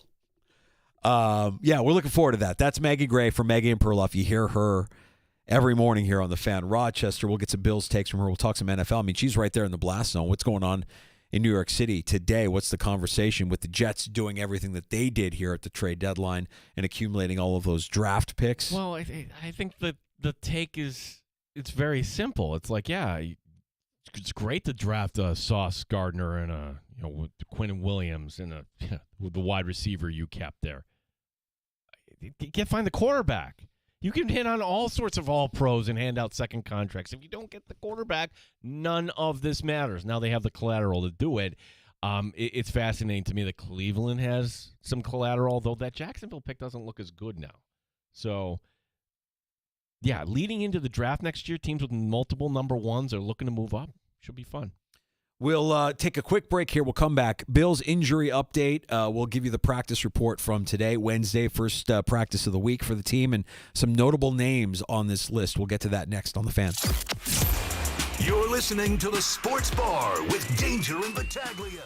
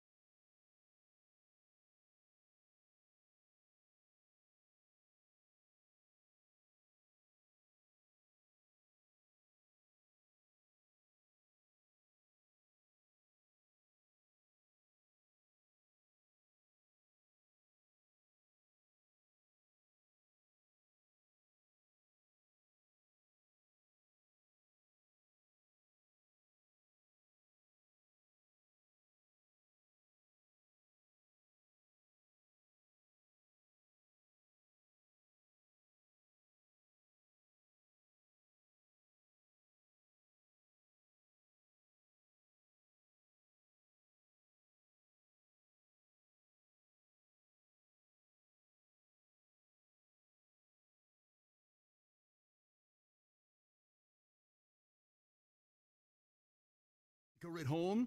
Listen to the sports leader, the Fan Rochester at home, by asking it to play 95.7 The Fan. Maggie Gray, Megan Perloff, mornings here on the Fan Rochester. Maggie joining us during happy hour next on the Fan Rochester. Welcome back into the sports bar with Danger and Battaglia. The Bills hit the practice field today, their first session of the week as they get ready for Miami on Sunday, and couple of surprising names here on the list. Yeah, Christian Benford, questionable. AJ Epineza. So Benford a groin, Epineza concussion. Okay, you know what that's all about. James Cook had no idea he got hurt. He did not practice today, ankle, foot.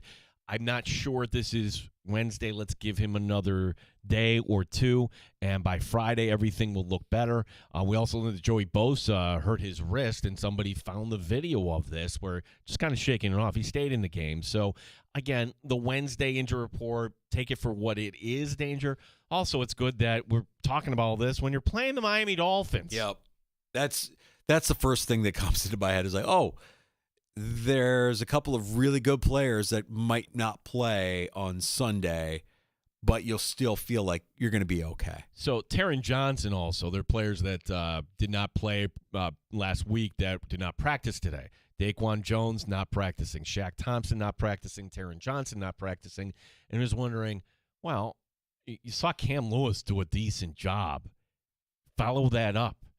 Like if Taron Johnson needs another week, okay, I don't see Tyreek Hill out here with Miami. Waddle you'd have to worry about. And you have Max Harrison to go run around with him, but I think you can be okay. Yeah. Palmer and Terrell Bernard limited in today's practice. Josh Palmer. And if Terrell Bernard needed some time and you said, Dorian Williams, take the stage, I think we would be okay against Miami. The inside, yeah. Yeah, I think we would be okay against Miami. So there are some of the injuries that the Bills are dealing with this week in advance of the game in Miami Sunday afternoon. That's a 1 o'clock kickoff. We'll have the action for you here on the Fan Rochester. Pregame coverage starts at 9. Bills announcing their uniform combo. It's blue jerseys, white pants. They don't get to choose, so Miami choosing to go with all whites because it's going to be 85 with a chance of rain. I know, shocking, South Florida, chance of rain and whatever it is. It's every day. Every day. You had a choice to go to Miami or go to Chicago. 85 degrees, beautiful weather. Watch the Buffalo Bills and what you think would be a win. Okay, you're a fan of the Bears, and you would think it's a win over the Giants. What's the forecast in Chicago? Yeah, it's not great. I mean, it's kind of like the forecast here next week. It's going to be like, 30s, 40s, rain, chance of snow. Like, oh, here we go. The fans that are out there that are like, oh, I love football, but I'm just not about going to the stadium anymore. I prefer the comfort of my home. I can enjoy the game with my big TV. Like, I buy into all of that, by the way. I buy into all of that. Like, I don't know. The fans that go to every game, I tip my cap and I say, you are true fans. You invest in a godly amount of time, money, effort, and energy into this team. And so I get your passion. I understand your passion. I just don't think I could ever be the guy that says, I'm going to every game.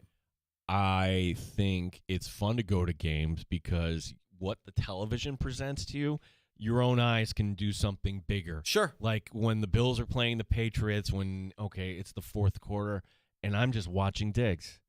Right. And then you see Diggs make them like, oh, no. There it is. Yeah. Like, it's a different experience. Or where I sit in the press box, you can actually see how the offensive line is playing when holes kind of open up. So I think football, you do lose a lot. It's just the fact that the NFL, everything's going on at once. And if something doesn't have your attention over here, oh, my gosh, look at the crazy ending here in Bears-Bengals. Like, yeah. That's you're not going to get that at the That's stadium. right. Yeah. That's right. I enjoy both experiences immensely, but the conveniences of just staying home sometimes are too good to pass up. Now, I also want to collect as many experiences with my kids as I can while they're still malleable. And my oldest daughter, went to a Bears game with me last year.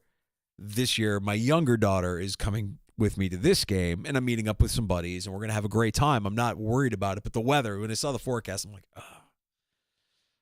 Yeah, last year I went and it was immaculate. It was October. It was beautiful. So how do you get in? I honestly, I don't know. Is there public transportation? Are you driving in? Are you renting a car? How does that all kind of work? Yeah, I think there is public transportation. You could Uber.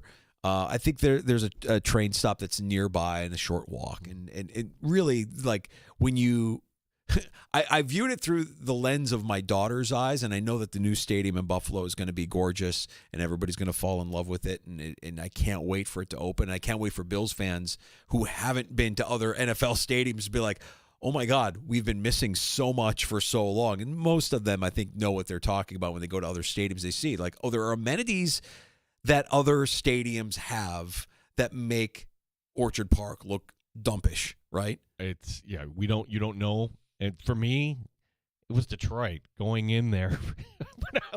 Wait a second, this is what Detroit gets. Are we even in the same league? Right. Yeah, that's how it feels. So in Chicago, I viewed it through my daughter's eyes. She went to her first Bills game a couple of years ago. It was the Miami blowout where Trey White tore his Achilles. Yeah. Remember? And that, if you remember that day, it was perfect. It was a perfect fall day. It was perfect, and she had a blast. I want to go to more NFL games. Like, we can make that happen. That will be a thing. But when I took her to Chicago, she's like, "This is completely different than Buffalo." I'm like, "Yeah, it kind of is." There's just more. How so? It's just where the stadium is. What's going on around the stadium. There's tailgating going on like there is anywhere, but it's almost has like a park feel to it around the stadium where you can walk around and there's statues and different things. Not that Highmark doesn't have all of that, but it feels like there's so much emphasis paid on the tailgating and the surrounding residential area that there isn't really it feels different. It just feels different. I'm not saying one's better than the other, but in her eyes, it was just so different. It was jarring how much different the Soldier Field experience was for her versus Orchard Park.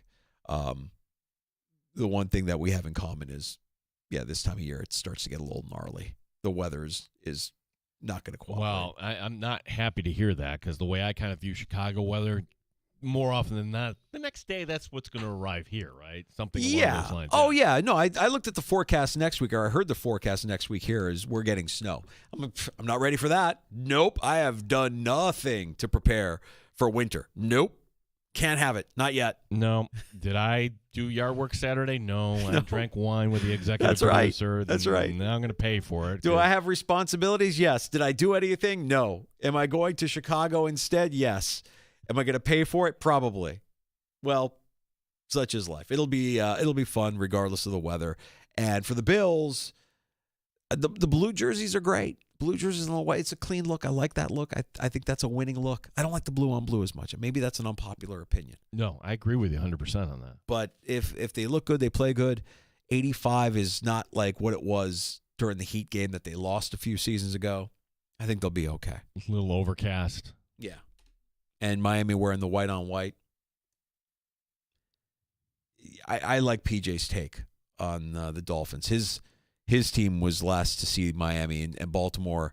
Baltimore's defense throughout most of the season, you'd say they can be had. They have not been a good defense. And Miami was moving the ball on them with relative ease between the 20s. But when it came down to the red zone, Tua turned into a pumpkin. Turnovers, inability to punch it in, field goals instead of touchdowns. The Bills should win this game with ease. This is a lost organization right now. I think the Dolphins gave the Bills their best punch back in September. Tie game in the fourth, and it's a terrible Tua mistake that ends up turning that game into a 10-point win. Miami is driving the ball, and they're looking like they're going to tie this thing up. And you're wondering, there's enough time for the Bills here to, kick a field goal to whatever. Nope, there's Terrell Bernard with an interception, suckering into a bad read. It's perfect. Maggie Gray is the co-host of Maggie and Perloff. You hear her every morning here on the Fan Rochester, based in New York. So she's in the blast zone. There's a lot of excessive chatter around New York City, not just because of their new mayor, but also the New York Jets making all of these moves. And just a couple of weeks after the owner of the team was publicly critical of the starting quarterback who, oh, by the way, won a game since being criticized publicly by the owner of the team. Maggie also grew up in Binghamton, and she's one of us. If you're not familiar, Maggie, a big Bills fan. If you listen to the show, yeah, that bleeds through. To the point where if it's a stressful game, she's going to get on the treadmill. We have to ask her that. Was she on the treadmill for the Chiefs game? I believe so. Get those steps in while you're watching the MVP. All right, I like it. Maggie Gray, host of Maggie and Perloff, joining us next for Happy Hour in the Sports Bar. We still have a round of shots, and we have last call. If you want to get in, 866-4326 is the phone number, 585-866-4FAN.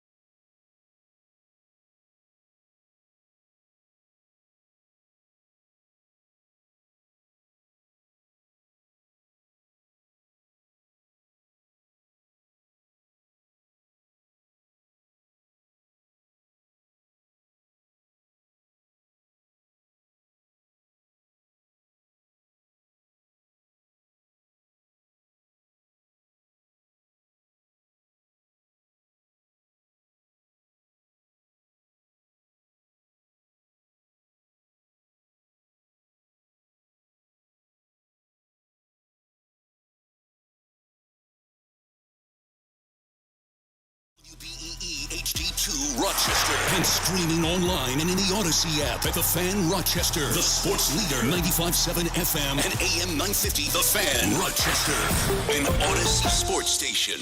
The Fan Rochester Sports Update. James Cook and Joey Bosa both not practicing today. Cook with an ankle injury, Bosa with a wrist injury. Christian Benford also not practicing.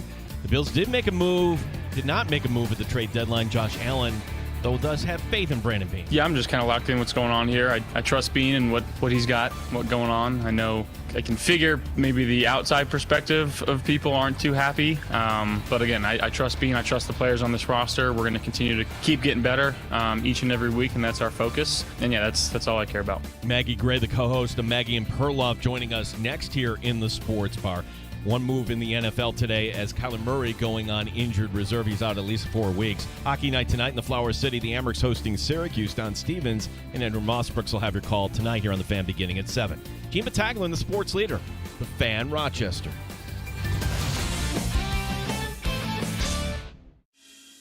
Start the show and talk about the sports we saw. Inside jokes and takes from Danger and Battaglia. Bills and the Sabres and the Amherst. Who gave a microphone to these jerks? Welcome to the sports bar, that's where you are.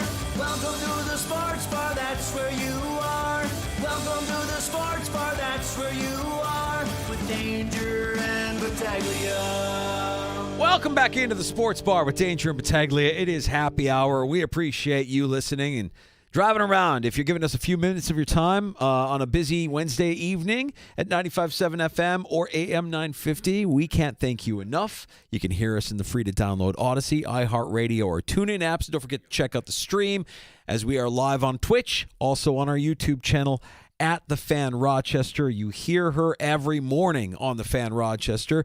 Maggie and Perloff, Maggie Gray, in the epicenter of all things that we're talking about, I feel like, in the world. You've got a new mayor and you've got a team in the New York Jets that were incredibly active at the NFL trade deadline. Maggie, welcome back into the Sports Bar. We'll talk Bills with you because we know you want to talk some Bills with us, but the Jets doing what they did and knowing that they have now 5 first-round draft picks over the next couple of years, a team that notoriously whiffs on a lot of these draft picks. Maggie, what's the sense? What's going on? And all that considering, you still have an owner who, a lot of people would say is one of the most dysfunctional in all of sport. Sorry, I totally missed the front of that question. For some reason, I couldn't hear you guys. Hi, thank you for having me. I think something weird happened with my phone. Oh, that's okay, Maggie. There's so many bad owners. You could be talking about literally anybody. Who's the bad owner that you want to ask me about? Woody Johnson, because you're in the blast zone there. And, of course, in the last 24 hours, the Jets made a lot of moves. And I think there's probably some optimism if you're a Jets fan, or maybe the Jets fan base is completely dead inside and none of it matters. Yes, all around. No, okay. This was actually a celebratory day yesterday for the Jets because all their wins come on days when they don't actually play football. They're really going to own April now for the next few years. And this is a position that they're sort of used to being in. And, I kind of joke around at their expense, but it's obviously been, the 15-year drought, the longest playoff drought of any team in the NFL. And here's the situation. It has not worked in so many different iterations for the Jets that what they did yesterday almost felt like the last resort. And I think the only thing that people are wondering around New York is why didn't they just go even further? You trade away Sauce Gardner, you got 2 first-round picks. Feels like you absolutely fleeced the Indianapolis Colts.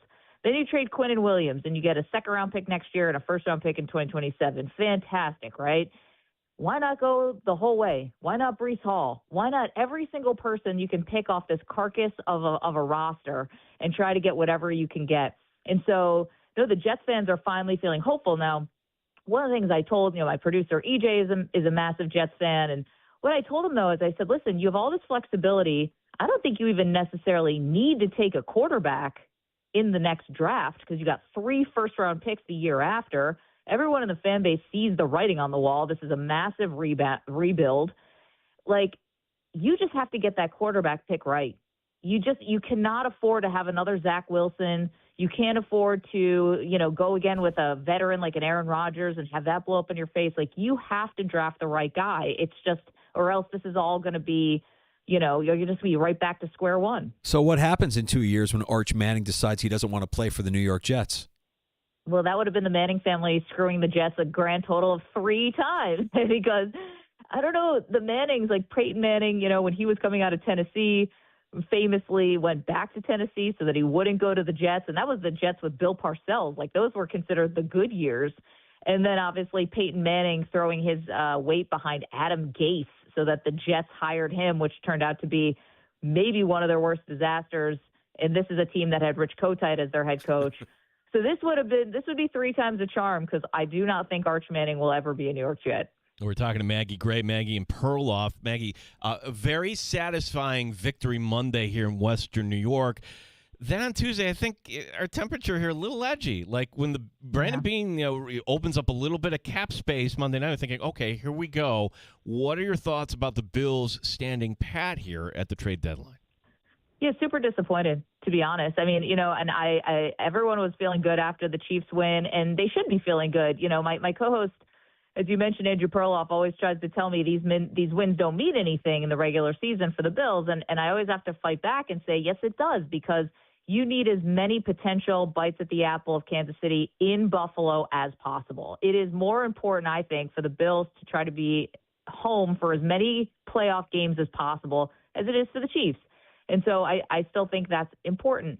But I'm just really shocked. I'm just really shocked that they could not make this work, considering 2 years ago they were able to trade for Rasul Douglas. Last year they were able to trade for Amari Cooper. When they have a need, they're able to do it at the deadline. And other wide receivers got traded. I mean, they aren't maybe like, guys who are going to light the league on fire, but, Jacoby Myers and Shaheen, these guys could have been helpful for Buffalo because Keon Coleman has been a bit of a disaster or just not living up to expectations yet.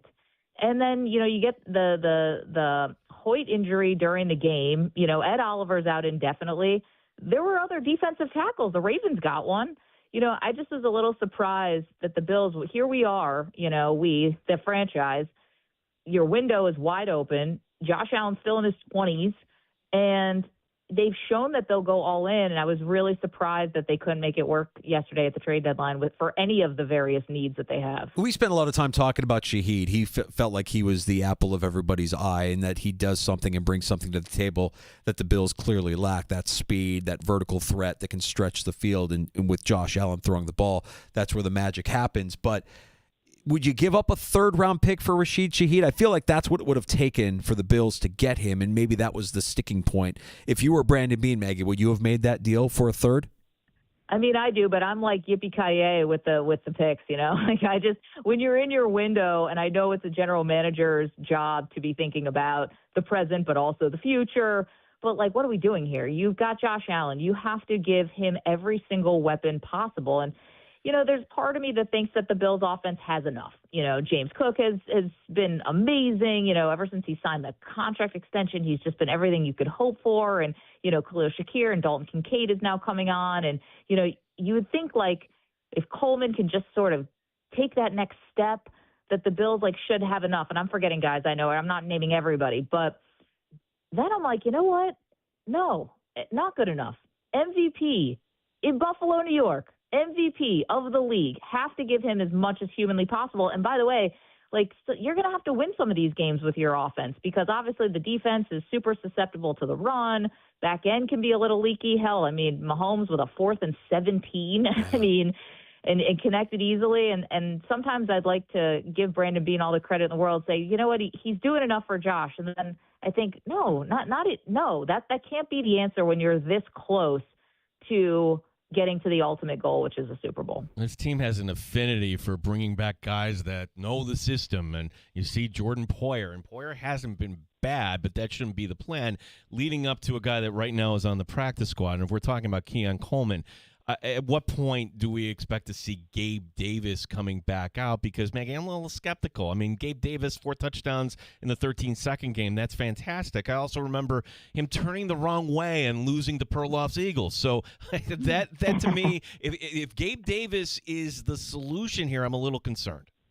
Yeah, the Bills talk a lot about this. Do you guys notice this? They talk a lot about trust. It's like, oh, well, we trust them. I think that's your point, right? Bringing back guys they're familiar with. But I think this is really, I don't want to say it's a panic plan. It's not a panic. I think they just probably had thought that Coleman was going to come in and just be a bigger factor. And listen, it's not for lack of snaps. And I know Josh Palmer's not healthy and he's going to be coming back. And there still is a lot of talent. There's other guys, more like there's other guys who can be taking some of these snaps. And I felt like the Davis thing was like, oh boy, they really feel like they need insurance for playoffs because Coleman has not taken that next step. But listen, we still got half the season to go. Maybe he finds another gear. Yeah, we always talk about, is it McDermott, preaching to being a certain type of player? Is it Bean saying, no, we know what we evaluate, we know who's talented and who we're going to sign? We when we're pointing the finger and playing blame assessment after the trade deadline and looking at what Bean has done, part of why they're in the cap space issue that they're in and they don't have the ability to go out and get a bigger name is because he's got some bad deals on this team and he's signed some bad guys. And I'm wondering, Maggie, in your opinion, do you think that those deals are more to blame Bean? Do you blame Bean more for those bad deals, or do you blame McDermott because he's such a culture first and a trust guy? These are guys that we trust. Damn their talent.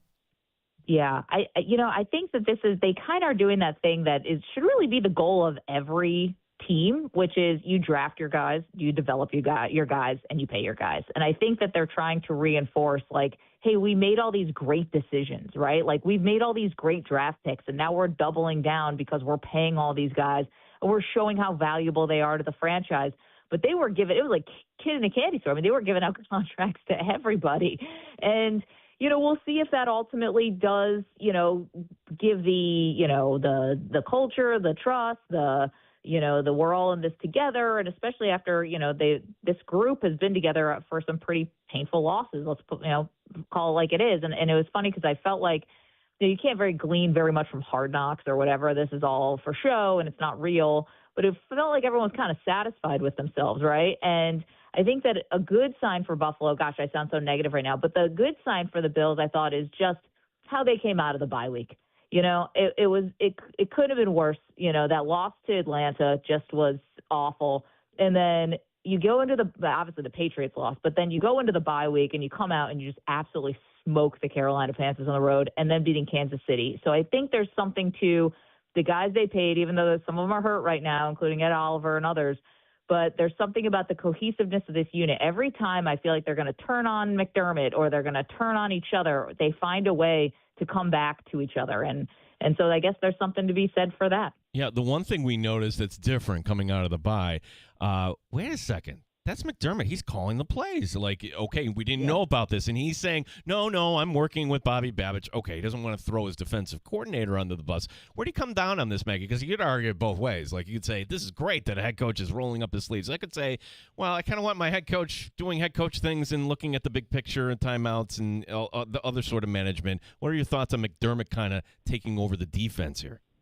Yeah, I mean, has McDermott ever called? This guy will call timeout no matter what. No matter what. He's icing kickers in the first half, first quarter is so funny to me sometimes. His like obsession with taking timeouts. But I get it, and especially against the Chiefs, you got to be organized on defense. I don't mind it. Because you have Allen and because you have. You feel like you're kind of taken care of on the offensive side, right? Like you should be between Allen, between the run game. Obviously, you'd love to see some more talent in the receiving core, but getting Dalton Kincaid, I think the offense kind of can handle itself. And if he feels like he needs to go and make this defense better and call plays, I'm okay with it. I really am. I don't think that the Bills are so disorganized. Take away the 13 seconds game and whatever happened on the headsets at the end of that game, which we'll probably never know, but someone will write it in a memoir or something. And I think that it's okay for him to give a little extra attention and love to the defense because goodness knows they need it. And, finding a way to harass Patrick Mahomes was clearly the right game plan, obviously. And then him putting extra attention towards that, I have no problem with it. It's crazy how fast time goes. I mean, we're at like the halfway-ish point of the season. And the Patriots are a half game up on the Bills. And I don't think anybody would have predicted that going into this season. I think everybody left the rest of the AFC East for dead. And when you look at their schedule, their remaining schedule, Maggie, it's cake. I know it's the NFL and a lot can happen, but they've got a real easy schedule. Project this out. I mean, is the Bills' path to the Super Bowl as the top-seeded wild card? I can't believe the Patriots are back here. I can't believe it. I'm just so, after watching them kick the Bills' butt for 20 years, basically, I can't believe they've reloaded and they're back again with this fantastic quarterback and a coach who knows what they're doing in Vrabel. And obviously having Diggs there just makes it even saltier. Oh gosh, if they're the top wild card, not ideal. Maybe there's a trip up here. I know the Patriots' schedule is so easy, but they do have to go to Tampa.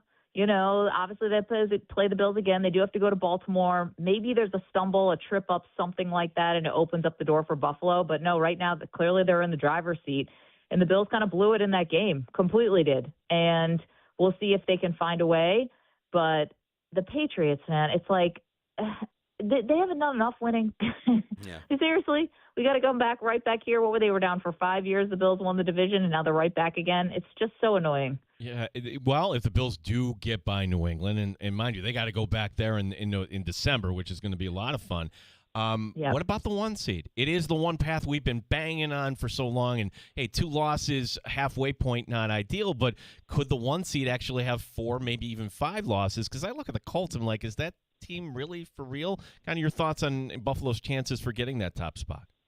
Yeah, unfortunately, the Colts, they might have a couple losses coming up. I was stunned what they did at the trade deadline. I'm sure you guys have been talking about that, the Sauce Gardner, obviously the 2 first-round picks. I was stunned, not just because of that's a super steep price to pay for a guy like Sauce, but you're basically after 9 games saying, all right, Daniel Jones, you're our guy, and now he's going to be like a $50 million quarterback for them. It's like, do you really think you can win a Super Bowl with Daniel Jones? Like, didn't the Giants just make this mistake a couple years ago where he played well when his back was against the wall, and then they paid him and let Saquon Barkley go, and look at where they are now. I'm not a Daniel Jones believer. I know maybe I'll regret that, and if the Bills see them in the playoffs, I'm sure I'll be nervous. But I don't know. I just am not I still think that the Bills would match up really well against the Colts, even with Jonathan Taylor being able to run roughshod. I'm not seeing them as this no doubt superpower that everyone else is. They have built this 7-2 record off of a lot of crappy teams. Yeah. So, and playing, if they have to play the 1 seed, all right, the Bills get to play inside. That could actually, I think, play in some ways into Buffalo's strengths as much as it would play into a dome team's strength. So I don't know. I can't be that worried yet. Just because you mentioned Daniel Jones, and we like Brian Daboll, we'll preface by saying Brian Daboll was a U of R coach. He's a Western New York guy, but things aren't going well with the Giants. And when you see Daniel Jones doing what he's doing in Indianapolis, that's kind of an indictment on Brian Daboll in New York, aside from everything else that's gone wrong for the Giants. Is what does Daboll have to do here to ensure that he's back next year with the Giants? Yeah, I think he may have saved himself. I think that Jackson Dart has become now, like, he's a thing. He's definitely a thing in New York. He, looks good. If he can stay out of the medical tent and if he can stay healthy, I think they're going to look and say, all right, he actually is the right guy to, develop Jackson Dart. So I think Daboll may have saved himself. I'm not so sure about Joe Shane. I don't know if they're always, the two of them are always going to be a package deal or not. I don't know, because ultimately Shane was the one who kind of made the decision to roll with Daniel Jones and get rid of Saquon Barkley. And so I don't know if there's still a little bit of the stench of that on him, especially from the owner. So to me, Daboll hasn't been awesome, but I don't know. I think Daboll has a better shot of staying. Let me put it this way. I think Daboll has a better shot of staying than Joe Shane does. But there's a lot of people in New York who are not enamored with Daboll. They don't like his in game. They don't like the defense, because the defense actually has some dudes in the front line, and it feels like, Abdul Carter is not getting developed. So, and they have, Brian Burns is fantastic, but what's going on with Carter and Kayvon Thibodeau? So there are a lot of people in New York who are just really sour. And the only saving grace, because Cam Scatterbo got hurt, the only saving grace now for all of them is that Dart looks like the man. Maggie, you got to reset for the audience that may not know. You are one of us. You married a Rochester guy. You are a Bills fan, and we've established this. The stadium. We're down to a handful of games, and if the Bills don't win the division, that game against the Jets may be it. Are you making plans? Is there a way to get you back to the stadium one last time? Oh man, some of my fond memories, from the Ralph. This is the first time I ever saw a drunk adult puke. This is the first time that I think somebody actually reached over my shoulder and grabbed popcorn out of my popcorn Checks out. thing, like an adult as I was a kid. Uh-huh. I remember being at the stadium watching Peyton Manning. I think it was Rob Johnson was the quarterback that day, and Peyton Manning was in there. I think my stepdad really wanted me to see Peyton Manning, kind of, whatever. And some guy leaned over and grabbed popcorn out of a child's popcorn tub. Not to mention all the profanity. Seeing Santa Claus get tackled on the field. Oh, so many great memories. And will I be up there? I don't know. I got to talk to my husband about that. He's a Rochester. Can I ask you guys something? Of So can I course. tell you my husband's text thread with all of his friends from Rochester? They are all in on Casey Concepcion. Are you guys having the same thing?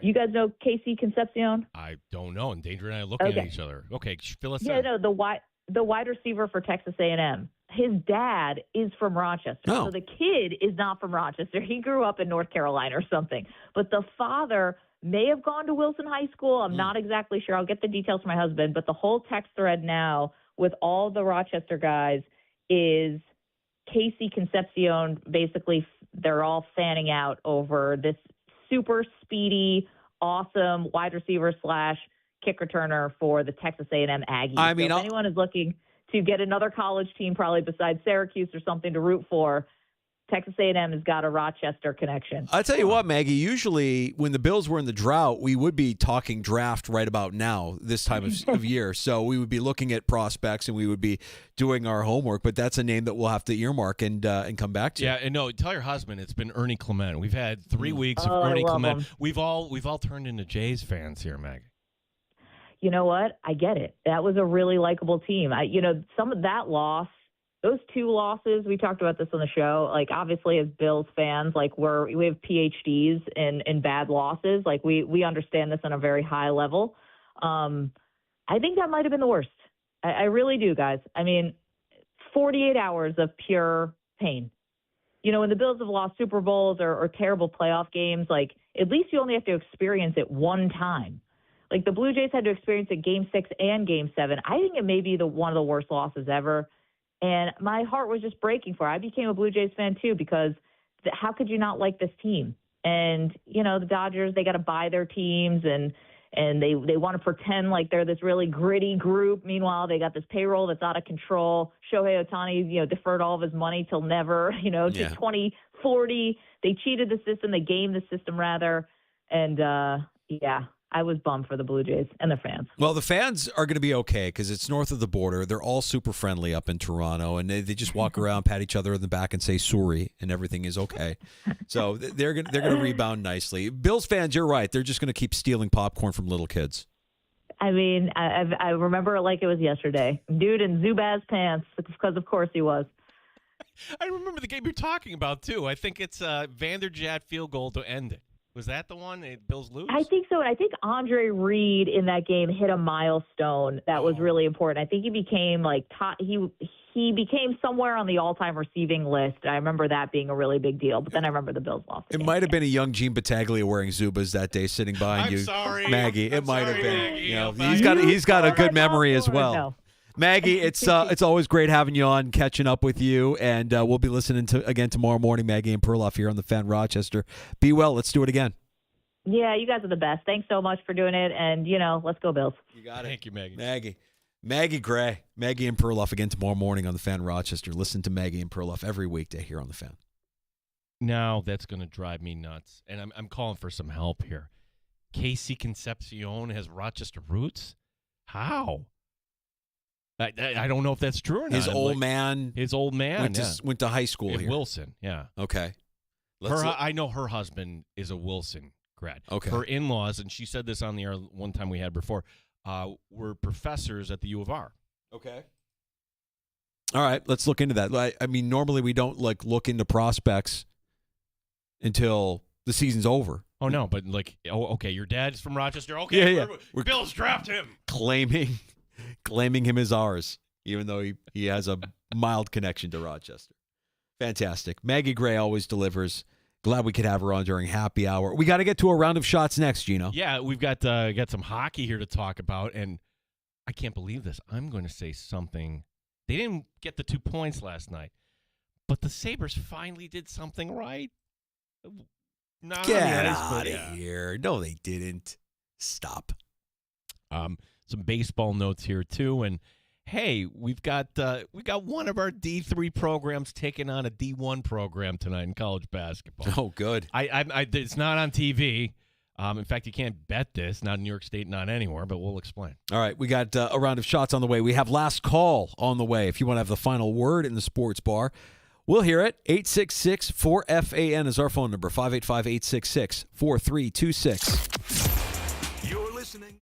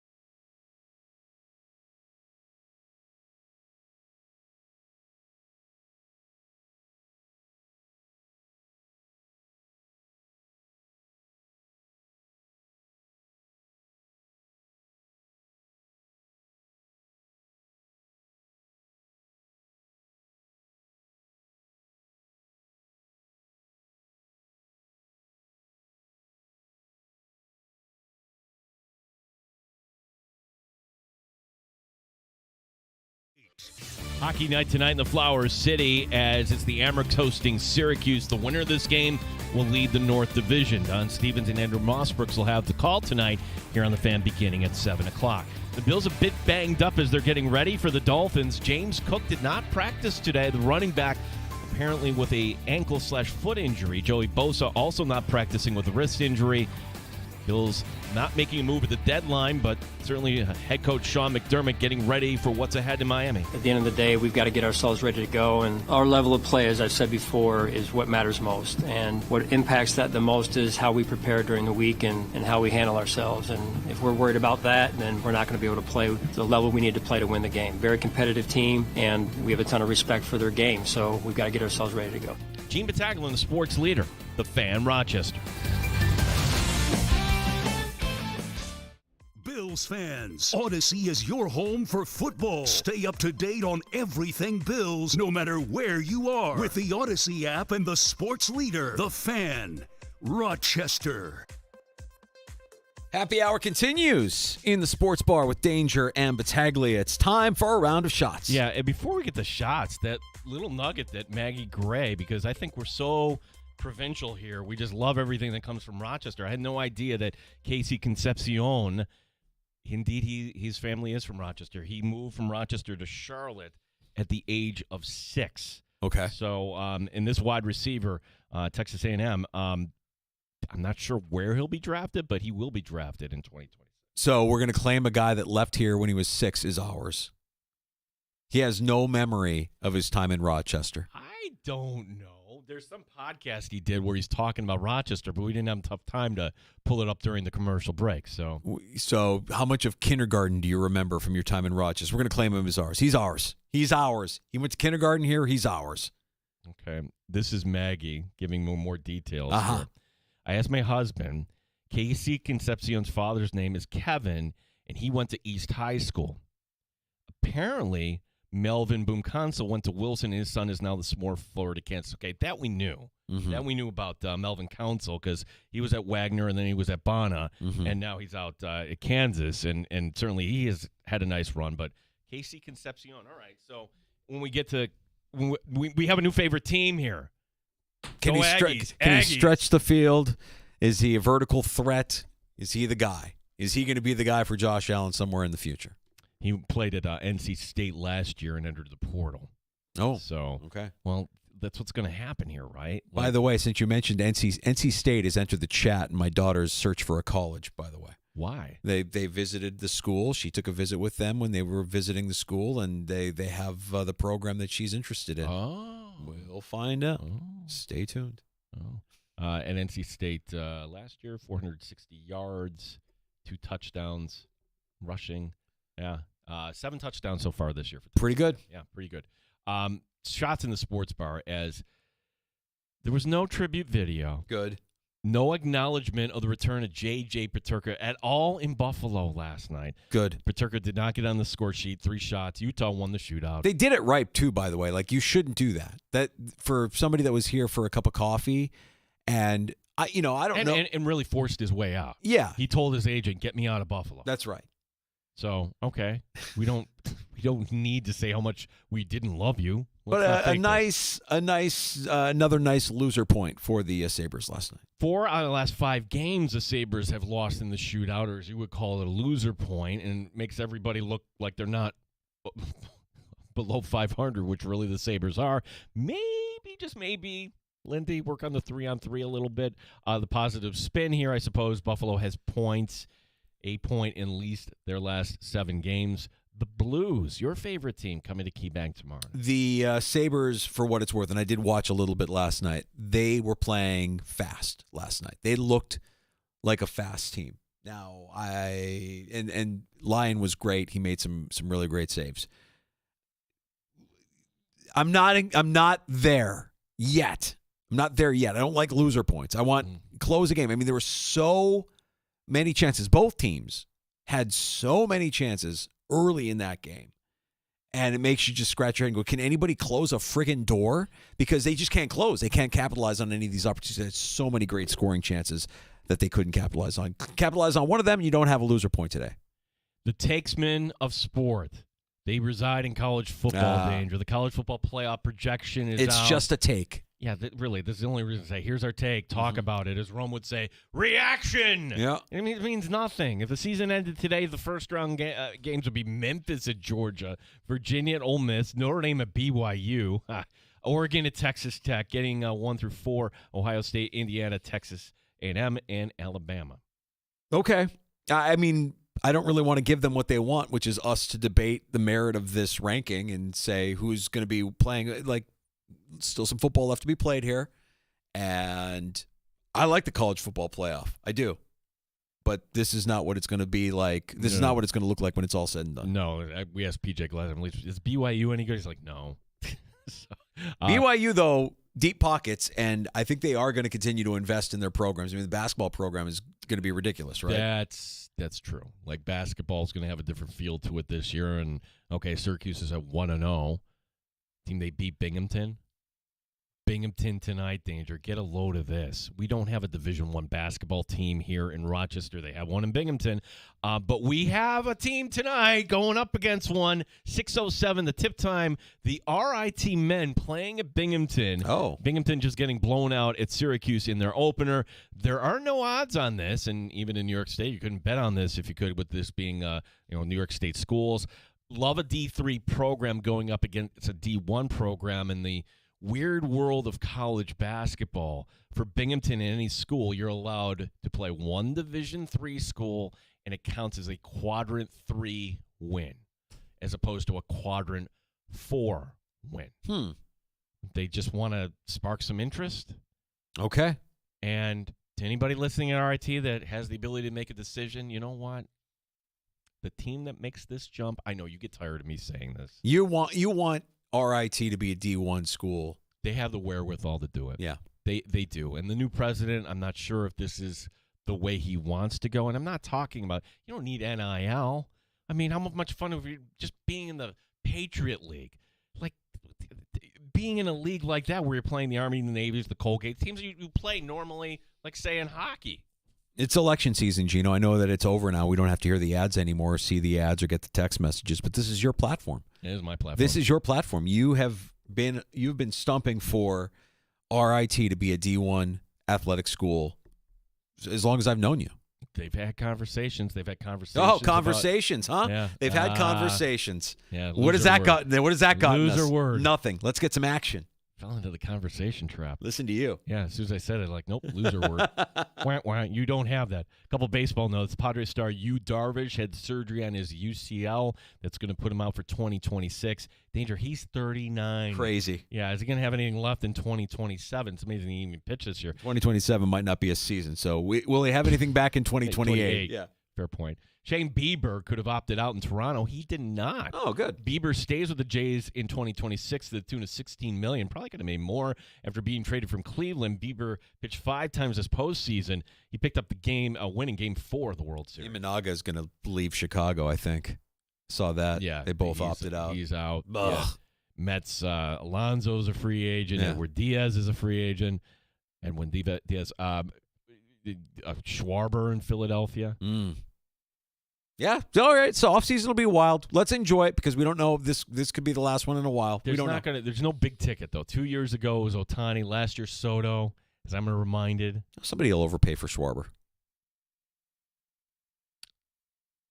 They're really thinking in Cincinnati he's going to come home for the hometown discount. Really? Yeah, I think that's with that owner. No, that won't be happening. Voters in San Antonio approved a measure to build the Spurs a new $1.3 billion arena. Wow. Roughly 2/3 of this public money. So do the math. And There this it is is. in New York State Pagula territory. Timing is everything. Victor Wembanyama. Danger, he looks amazing. The Spurs off to a 5-1 start. By the way, the current Spurs arena, the Frost Center, it was built in 2002. One of my friends in our industry in sports talk, who I admire and respect greatly, is Spike Eskin at WIP in Philadelphia. He hosts the Sixers podcast, The Rights to Ricky Sanchez. So he follows the NBA a lot closer than I do. So I like to listen to him when he talks about the NBA, just to get, and it's just the NBA in general, not necessarily the Sixers. But His take is that none of us should be impressed by what Victor Wembanyama is doing so far because he is so much of an advantage over the rest of the NBA. He should be averaging 50 points a game because of his size and his wingspan. The guy can dunk without jumping. All of these things that he has over the rest of the NBA, we should only be impressed if he's averaging more than what he's doing. He should be doing more. He's not doing enough. He needs to be putting down 50 a night. That is, and I know he's your friend. That's a Philly troll take, and that's why he's not in New York anymore. That's why he's back in Philly. Oh no, he's back in Philly because that was what was right for him to do at that time. But that's a terrible take. It's not a terrible take. No, Wembanyama. I'm sorry. Like you watch him. You don't see big men move like that. That's what I'm saying. That's what I'm saying. That's the point he's making. He's so good, he should be doing more than what he's doing already. Like, we shouldn't be impressed. We should say, this guy needs to be doing more because he's so good. Drives you crazy. I know. It's a good one. And when you look at his size and his wingspan and everything else compared to the rest of the league, comparatively speaking to the rest of the league, I'm not saying that he's right. I'm saying you could make the argument that he could be doing more.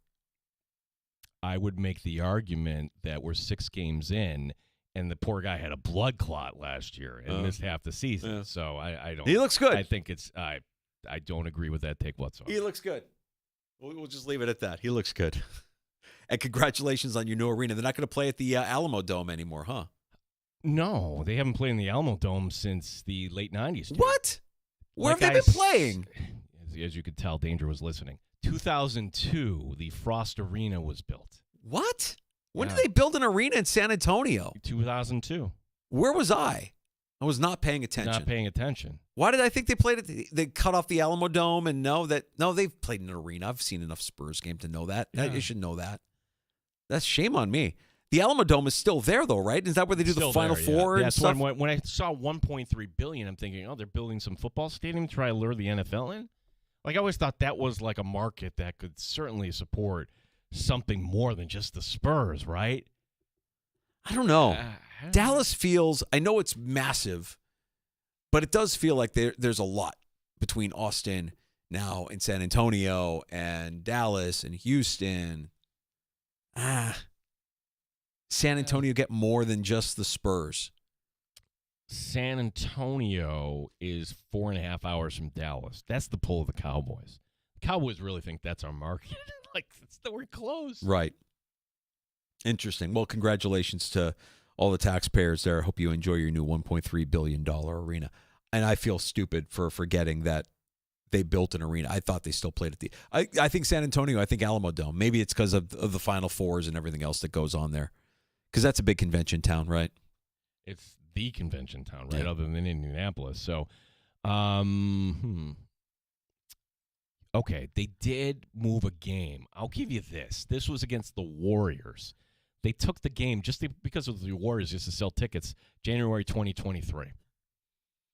They did that one at the just Alamo. as a one-off, 68,000. They didn't have any curtain or anything like that. Yeah, the curtain. Well, we can't say anything. We had the dome here for the same thing for Syracuse. So, all right. Well, there's shots in the sports bar. Thanks, Gino. You're welcome. Tomorrow we go to Miami. Yeah, our guy Brandon Tobin and Leroy, WQAM. I mean, we're going to ask him questions, and I think he's not going to have answers. Like, tell us the plan there, Miami. Yeah, I'm going to also say, hey, you know what? It's nice that you've been able to enjoy some excellent hockey for the last few years. Can we end this reign of the Florida Panthers? Can we see another team win a Stanley Cup this year? That would be nice. Florida has the feel of, okay, they're going to fart around, get in as the 8th, and then, oh, no. Right. Yeah. They become a problem again. Yeah, they become a problem again. So we'll talk to Brandon Tobin. And Andy Behrens from the Deep Shot, as he does every Thursday, will be joining us to set your lineup here. And maybe there's some waiver wire stuff that you can go kind of get there. So Week 10 gets underway tomorrow night. It's Denver and the Raiders, and I should know who the home team is on that one. It's Denver. It is Denver. Denver hosting the Raiders, so that feels like it could be a bit of a one-sided affair, but certainly some fantasy options in that game for us to consider playing. Yeah, Vegas is getting 9 points, yet the over-under is just 42.5 in there. That's it. And we'll also get Andy's takes on the trade deadline. New players and new faces, and one of them tomorrow night. I mean, Jacoby Myers gone from the Raiders. What does that mean? Yeah, is there anything? Brock Bowers, Ashton Genty, and Andy Barron's The Deep Shot Fantasy Football Talk in the Sports Bar. That's tomorrow at 4:25. PJ Glasser joined us on Wednesday, the host of Send It In, with his favorite plays from college and pro football this weekend. If you missed that conversation and you like podcasts, wherever you get your shows, just search out the Sports Bar and you'll find our guest appearances there. And also a big thank you to Maggie Gray, co-host of Maggie and Perloff, who you hear every weekday morning on the Fan Rochester, for joining us earlier this hour, talking some Bills and talking some NFL. Gino, have a great night. Oh, thanks, bud. You too. We got Amerks hockey coming up tonight in the Flower City. Syracuse, the opponent. Don Stevens, Andrew Mossbrooks will have the call for you just after 7 o'clock. Before we get to that, let's get to JR Sport Brief next on the Fan Rochester. Have a great night.